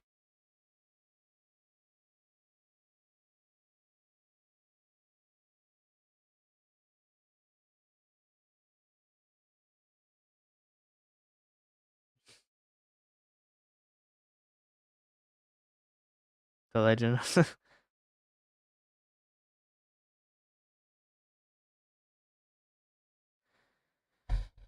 Yeah, I did change it. His metallic bones, then yeah, he would be exposed. The but otherwise, to the outside world, he was just your typical, normal human boy. She worked down in the bowels of the Pizzaplex, giving him life. But it was one thing to build him, it was another to help him remember his identity. He died so young, so early in their history that there was no preserved memories for him. No documentation that she could just download into his digital brain. So bit by bit, she trained him, forcing him to remember who he was. In a corner of the room, she even made a makeshift dinner table, a reminder of their happier days. The family recreated 2 brothers, a sister, a father, and the mother at the head of the table. The one in charge, the one in command, the one bringing all of this to fruition. But his progress was admittedly slower than she would have liked. At first, he could only communicate through simple ones and zeros, then rudimentary drawings and crude letters. But bit by bit, images of his past life started to come through. Balloons, colors, houses, bears and faces, birthday parties, all for me. Gregory was alive.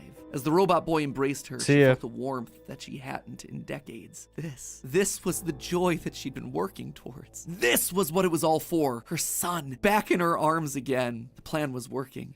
So why is he in a Next box? Was William. If the family was truly going to be put together, she would need him. And she knew exactly where he was, in the ruins of that old Freddy Fazbear's pizza place where Henry had trapped him. In fact, that's specifically why she insisted on building the Pizzaplex there over the sinkhole. It's the best place to hide what her true intentions were with the entire operation. Digging through the wreckage, she found him. He was right where she thought he'd be. Seeing the putrid shell of the Springtrap suit, though, was not something she was prepared for. The rotting corpse of William Afton was disgusting. Scorched flesh fused into the fur lining. Hollow black sockets where eyes once were. A smell that reeked of burned carbon and bloody iron. He was no longer flesh. It was just the tangled sinews of a creature that was once called human. How far this brilliant man had fallen. It was clear that her work was cut out for her on this one. Afton was practically lifeless. The man may not have been able to die, but he was about as close as you could come. And his body would need a lot of reconstruction. Replacement arms and endoskeleton reinforcements were the top priority. Maybe pulled from their new line of... If I'm not mistaken, I don't know. She, like, sucks at making robots, right? Because this dude has a limp. glam rock animatronics. She'd have to see if they had any spare Bonnie parts lying around that they could steal. In the meantime, though, she threw the husk that was once her husband into a life support pod she never and used rebuilt an him. aerosolized remnant to help keep him stable. But more important than recovering his body was recovering his mind. In his current state, he was comatose, an empty shell. Severe brain damage starts at temperatures over 108 degrees Fahrenheit. 42 degrees Celsius, and years of repeated fires had burned his brain to goo. Gone was the brilliant, frustrating mind that had drawn her to him in the first place. But she had a plan. Unlike her darling boy Gregory, Afton had found ways to record his consciousness. Fundamentally, the brain is only a Yeah, this is back in the day where people thought Burn Trap was built from Afton and Glam. series of electrical connections. That's not a bad theory, but that really makes sense. But it's not a bad theory. I get why people would think that, mostly because Bonnie doesn't show up. After all, so why couldn't you replicate that in the form of a standard circuit board? In essence, you could create a digital consciousness. And one thing she knew about William, he was nothing if not cautious. A planner, someone who had backup plans to his backup plans. And sure enough, there it was, buried in piles of old animatronic CPUs, a record of Afton himself. But she needed someone to test it. Someone was definitely here during the night. It had to have been the client. I mean, they sent us that stuff in the first place with no explanation, told us to scan it, said it would expedite the process so we wouldn't need to program any pathfinding ourselves. Unlike the other games that she'd paid to have made in the past, this one had a different purpose. This wasn't about PR, it was about getting William back up and running, spreading his virus to the masses. You acknowledge that Fazbear Entertainment is not responsible for accidental digital consciousness transference, real-world manifestations of digital characters. She hired a new developer, Silver Parasol. I didn't even see that, or I didn't even notice that. It says that. Because of the immersive nature of VR, William's consciousness would be able to merge with the player, giving him a new body, a new agency. There was just one complication. Afton's hold wasn't as powerful as she had hoped. He wasn't able to gain complete control. The first trial run, Jeremy, was so desperate to escape from his grasp that he sliced his own face off with a paper shredder. Messy. Afton's followers were reluctant, to say the least. But it was the second attempt that looked like it had the potential to kill two birds with one stone. Enter Vanessa. Mrs. Afton wanted a surrogate daughter. Her darling Elizabeth would have been a young woman at this point if she had lived. And Clara wanted someone who wasn't Elizabeth but could be just like her. Could she have just rebuilt her like Gregory? Sure, but she decided against it because she wanted an actual human mother-daughter connection. Well, that, and it would be redundant and narratively unsatisfying to have two robot kids in the same family. What could she say? William had put a lot of tools on the table for her to use, and she was planning on using them all. Plus, Elizabeth had always been so loyal to Daddy. It was time to give her a second chance, a true choice. And Vanessa seemed to be the perfect candidate to fill the role. Your dad's name was Bill? Your dad didn't play fair, did he? He used to make your mum look bad in court. He manipulated you. I know your mum after she lost the custody case. I was supposed to be a good girl. She started as a QA tester at Silver Parasol Games, the VR game development company that was part of her plan to bring back William. But more importantly, Vanessa checked all the correct boxes. Right age, blonde, green eyes, with fondness for flowers and the outdoors. In many ways, it was her daughter all over again. Except it wasn't just looks and personality. What really mattered was Vanessa's mind. Underconfident, coming from a broken home, motherless, able to be manipulated. Yes. She would do nicely. She would be the one to save dear old Daddy, just as the real Elizabeth would have wanted. I will make you proud, Daddy. While testing the VR game, William's digital consciousness merged with Vanessa. Oh sure, she fought, fragmenting Afton's code into a series of tapes hidden across the game, trying to do web searches to regain control over her life, but it wasn't enough. She was weaker than Jeremy. She was a thrall that, despite occasional moments of lucidity, had to obey. And with Vanessa, it was a 2-for-1 deal. She was getting a daughter back, while also bringing her husband one step closer to reactivation. She just had to make sure that Vanessa was headed the right way. The reborn Gregory was an expert hacker, part of the benefits of being an Afton and a robot. So Clara had him keeping tabs on Vanessa, hacking into her emails and trailing her therapy sessions to ensure the future Elizabeth why is he in a was falling damn in box? line. If any of the therapists started to ask too many questions, they were promptly dismissed. from their positions. And while Gregory kept tabs on Vanessa's personal life, Mrs. Afton made sure to clear a path for her professionally. With Silver Parasol's collapse at the hands of the Anomaly, she then had the possessed Vanessa bring the contaminated circuit boards to DLZ Shipping and the Fazbear Funtime service. More glitches, more Remnant, more Afton. But it was her last move that was the best. In a true masterpiece of poetry, she brought Vanessa over to be chief security officer at the Pizzaplex. A true family tradition to don the hat and badge, and all it took was a recommendation from the top as well as some emails marked for deletion. Sure, Vanessa didn't have relevant experience for the job, but when it comes directly from the CEO, does it really matter? Husband, son, daughter. A corpse, a robot, a human. All that was left was Michael. Poor, troubled Michael. The boy that killed her youngest. The one that would spend years trying to make his guilty conscience right again. A self-professed protector. While she knew she needed him to complete the family, something told her that the problem had already solved itself. Something had shifted when using Glamrock Freddy to excavate the buried pizza place. I have been here before. I found myself for the first time when I cleared the path. I have changed. My friends are here, but I can protect you.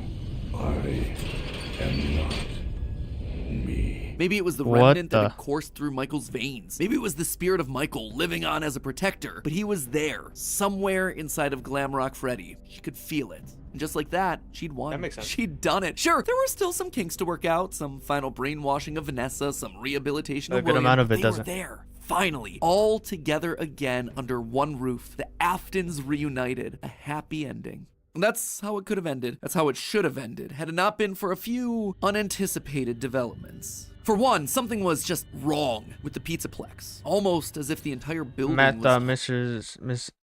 Mr. was one to bring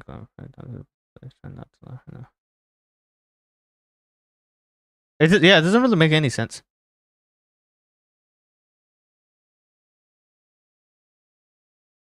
This last part is a little complete fucky. Like all the other ones, like I guess it makes sense, and it clicks. But I think right here is where it's like I'm not feeling the same. It's a bit different. Also, I haven't played the games, so. Haunted, possessed, puppet plushies hiding on ceilings, behind crates, places that they had no earthly way of belonging, staff bots with greasy tears down their eyes acting like they were being puppeteered by some sort of a nightmare. Even their sounds had the echo of nightmares long past.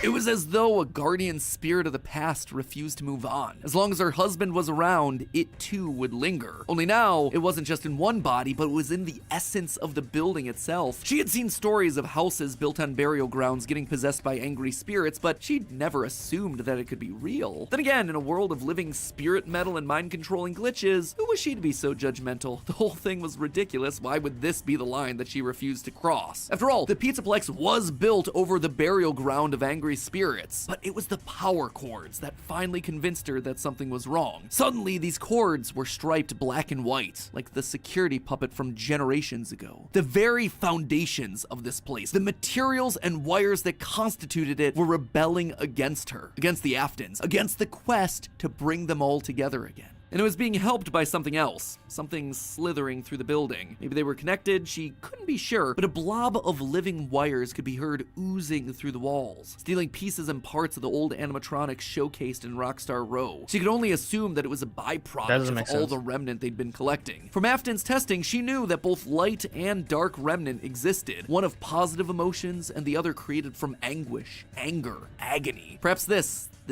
thing was an amalgamation of all the darkest parts of the pizzeria's history, a collection of the hatred still housed inside these defunct endoskeletons and exosuits. As long as it was left alone, it seemed to be harmless. But if any Afton outside of Michael got too close, it would lash out wildly. Even young Gregory, looking to punish the family that had been complicit in its horrible creation. Little did she know, though, that Gregory should have been her biggest concern, that bringing the family together would have some unforeseen consequences. Gregory was normally the goodest of boys. She had literally built him that way. But lately, he'd been disappearing more and more often, disobeying her orders. requests. She knew that he loved playing on the arcade machines once the Pizzaplex closed, being so good as to top the leaderboard on practically all of them. But lately, he was nowhere to be found. She suspected his absence had to do with Glamrock Freddy's failed performance the other night, when he malfunctioned live on stage. Almost as though the core programming of Freddy responded to seeing this rebuilt small boy. Almost like it awakened something inside of him. She'd have to make sure that Vanessa was on the lookout for him. But she'd soon come to learn that Vanessa wasn't enough. Whether it was the influence of the nightmare puppet or a reawakened hatred of animatronics seated deep in Gregory's code, something had caused him to rebel. To rip apart each animatronic in the Pizzaplex. Bit by bit, this boy was tearing down the empire that she'd so painstakingly built, freeing Vanessa from her mind control, destroying the remains of Afton in the basement, setting Glamrock Freddy loose as her carefully created world crumbled around. That doesn't make any sense. Doesn't make sense. Because how's Glamrock Freddy barely seeing Gregory if he's been playing in the arcades the whole time? I don't know. Her one more time, she began to plot her revenge. She would have to bring them all to ruin. And there you have it, my friends, nearly a decade in the making, my FNAF timeline for where the franchise is here in 2023, the year of Fazbear Frights, by the way. As always, it wouldn't be right for me to finish without going over some of the more controversial takes that I just handed out. I think we can all agree that this part of the timeline was always going to be the hardest, so let me just break down some of the major points. First of all, the biggest swing of this episode, and obviously the one that everything else rests upon, Mrs. Afton being the CEO of Fazbear Entertainment LLC. Here's why I went with this route. Now, first and foremost, the head of Fazbear Entertainment is the single biggest mystery that we're meant to solve at this point in the lore. The Ultimate Guide brings it up repeatedly. Who's running the show? Who is okaying these decisions? And in the security breach memos, we get multiple mentions of someone manipulating things from the top down. Whoever this is, they are the person driving forward every other facet of late-stage FNAF lore here. They're the puppet master who's hiring the indie dev. They're the ones relaunching the brand, building the Pizzaplex over the burial ground. So everything at the end of the timeline relies on this one singular answer. Now, as I see it, there are two possibilities here. One, an adult robot Elizabeth, like we see older versions of robot kids in the fourth closet, or Mrs. Afton. Could it be someone completely new to the franchise? Absolutely yes, but in a game with so many returning faces and repeated themes, it would be pretty random and arbitrary. So, between these two girl bosses, who then would it be? Well, Elizabeth always wants to please her daddy, so she'd be most likely wanting to bring him to life. But then, what's Vanessa's role in all of this? Vanessa is clearly meant to be a parallel for Elizabeth. Same hair, same eyes, similar backstories, but if the main goal is getting the Afton family back together, which seems to clearly be the case in Security Breach, then there's no need for Vanessa to be involved at all. We already have Elizabeth running the show. It would also mean that we suddenly have two robot kids running around, which feels narratively repetitive and quite frankly kind of dumb. Now look at Mrs. Afton. We know next to nothing about her outside of any clues that we can get from Immortal and the Restless and Below. Oh, this is before. I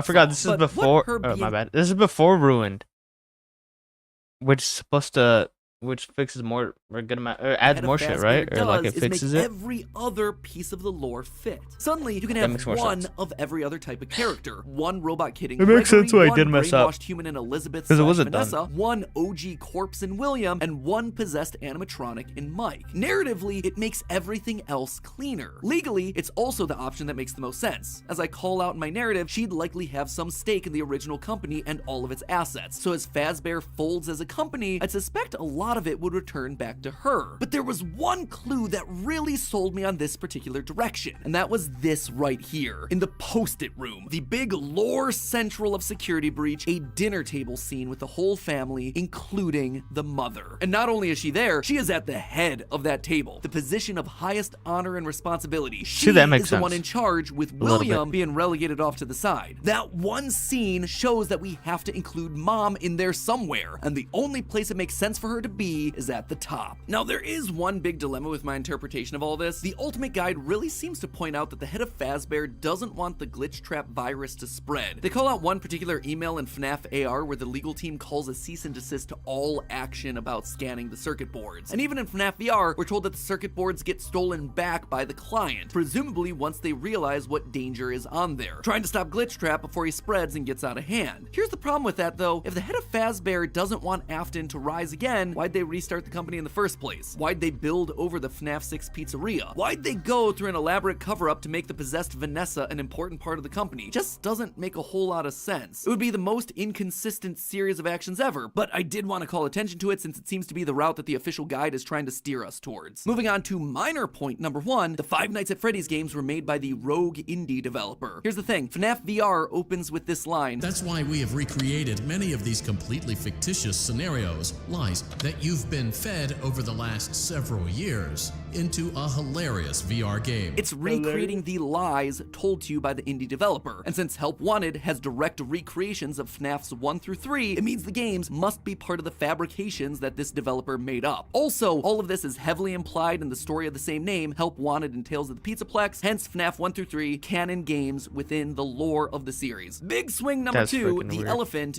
or ghost in the room, Charlie infecting the Pizzaplex. John from the channel FNAF has made some great findings about Charlie's influence over the Pizzaplex. The cables that looked like the striped arms of the puppet, the Nightmarion plushies that you find hidden across the Pizzaplex in weird places, the staff bots with creepy smiles and in your dreams written on the front. All of these things scream puppets. Plus, with the puppet mask not having tears in the blob, seems to imply that Charlie's spirit exists elsewhere. She is still in play, and she has an important role, especially in Gregory's post-it room. The doors to the post-it room in the game's code are called Charlie doors, and inside we see a bunch of lit up nightmare staff bot heads. Suspicious, to say the least. The channel ID's Fantasy did a great theory looking at the post-it notes, concluding that the crying child / Gregory isn't alone in this room, but rather might be communicating with someone. A spirit, Charlie. Charlie's spirit seems to have pulled a poltergeist. Instead of controlling one thing, she's affecting a lot of little details, foundational elements of the Pizzaplex. And this isn't the first time that we've seen this in the franchise either. We've seen spirits communicating with people through physical writing in the survival logbook. So we know that this is an established means of spirit communication within this franchise. And I suspect that to some extent it might be Charlie's influence making Gregory go haywire. Which brings me then to my final and probably biggest controversy in recent Why is he in a history, box? Gregory as Patient 46, the evil robot mastermind. Now, I know when I first came out with this theory a year ago, people were mad. But here's the thing, you don't have to take my evidence points for it anymore. The recent Tales from the Pizzaplex story, GGY, basically goes and just outright proves it. In GGY, we find out He about doesn't a boy explain. named Gregory He doesn't who's explain getting the all fact that high Georgie scores in was the homeless. Pizzaplex Huh? arcade machines. When therapists That's literally start one to of go the endings. missing, it's confirmed that GGY is the one that's working to bump them off. And when animatronics start getting corrupted by a mysterious glitch, GGY's letters are found inside the code. He even chooses the code name Dr. Rabbit, for crying out loud. But obviously, by the time of security breach, Gregory is working against Burn Trap, Vanessa, and the animatronics. Why? How? Well, it's not really clear. I tend to believe that something must have happened to cause him to either lose his memory or be reset in some way. Maybe it was Charlie talking to him in his post-it room. Maybe he hit his head. Maybe it was the connection that he made with Mike on stage in Glamrock Freddy. Not exactly sure, and I don't think we have enough clues to solve any of it yet. But it makes sense from a story perspective why he'd start off evil on Afton's side and then switch to trying to destroy him and not knowing who he is in security breach. And with that, my friends, I'm wrapping this thing up. Congratulations, we are on page 40. 22,000 words of FNAF, baby. Practically just wrote myself a Tales of the Pizzaplex short story. Have I answered everything? No. Does everything fit cleanly? No. But does it feel like the best and most cohesive narrative for all these characters that addresses most of the evidence we're given? Yeah. For me, honestly, it really does. And let's be honest with ourselves, the DLC will probably come out later this year and prove me completely. Yeah, exactly. That's what I was. The first time. Then comes the movie, whatever. My descent into madness. The movies. But regardless, I am. The movie fucks everything up.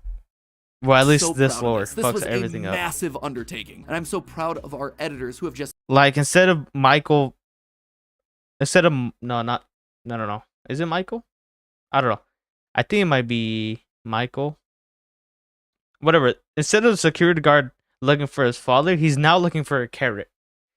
I don't know why that is, but I don't know why they went that route with the movies, but it is what it is. The editing across all 4 of these installments. You guys are the best. Thank you for pushing through on 20+ minute uploads. You are unreal, and your talent is unrivaled. I'm so lucky to work with you guys every single day. And like I mentioned before, keep an eye on the channel for an announcement regarding a talkback live stream with some special guests. Was I right? Was I wrong? I want to hear your feedback, so that one's coming up soon. And with that, my friends, we can finally rest. I can leave the demon to its demons with one final reminder that it was all just a theory. A game theory. Thanks for watching.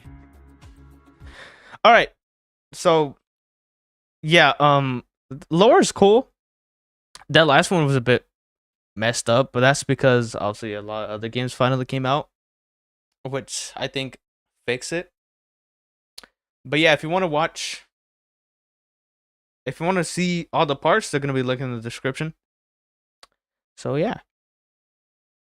But yeah, final thoughts. It's not a bad theory. It does suck I did watch an old one, because now there is, or I've been told there is a lot of different stories, or different or more theories which disprove this final part, and then it gets, or disproves a good amount of stuff. So yeah, maybe that'll be next video, next stream, next VOD, or whatever. But yeah, who's still on the in the stream? Oh yeah, I was gonna say, I forgot to say, if you want to check the new, then if you want to check out the new, if you want to check out the new videos, damn, don't laugh at me. All right, I'm trying to make an outro for the video I'm gonna make for this. If you want to check out the next reaction of the other theories that disproves this one or adds new stuff, then check the video in the middle. All right, there, I did it. Yeah, who's still on the live? Because I'm gonna end it right here. You, Georgia's here. Anybody else? Glitch, you here? Probably not. Maybe. Yes. No.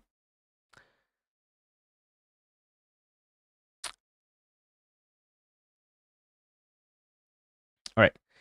Anyway, it's gonna be the end of the stream. Hope you enjoyed. Thanks for watching this crazy story stuff with me, or the crazy lore. Really appreciate it.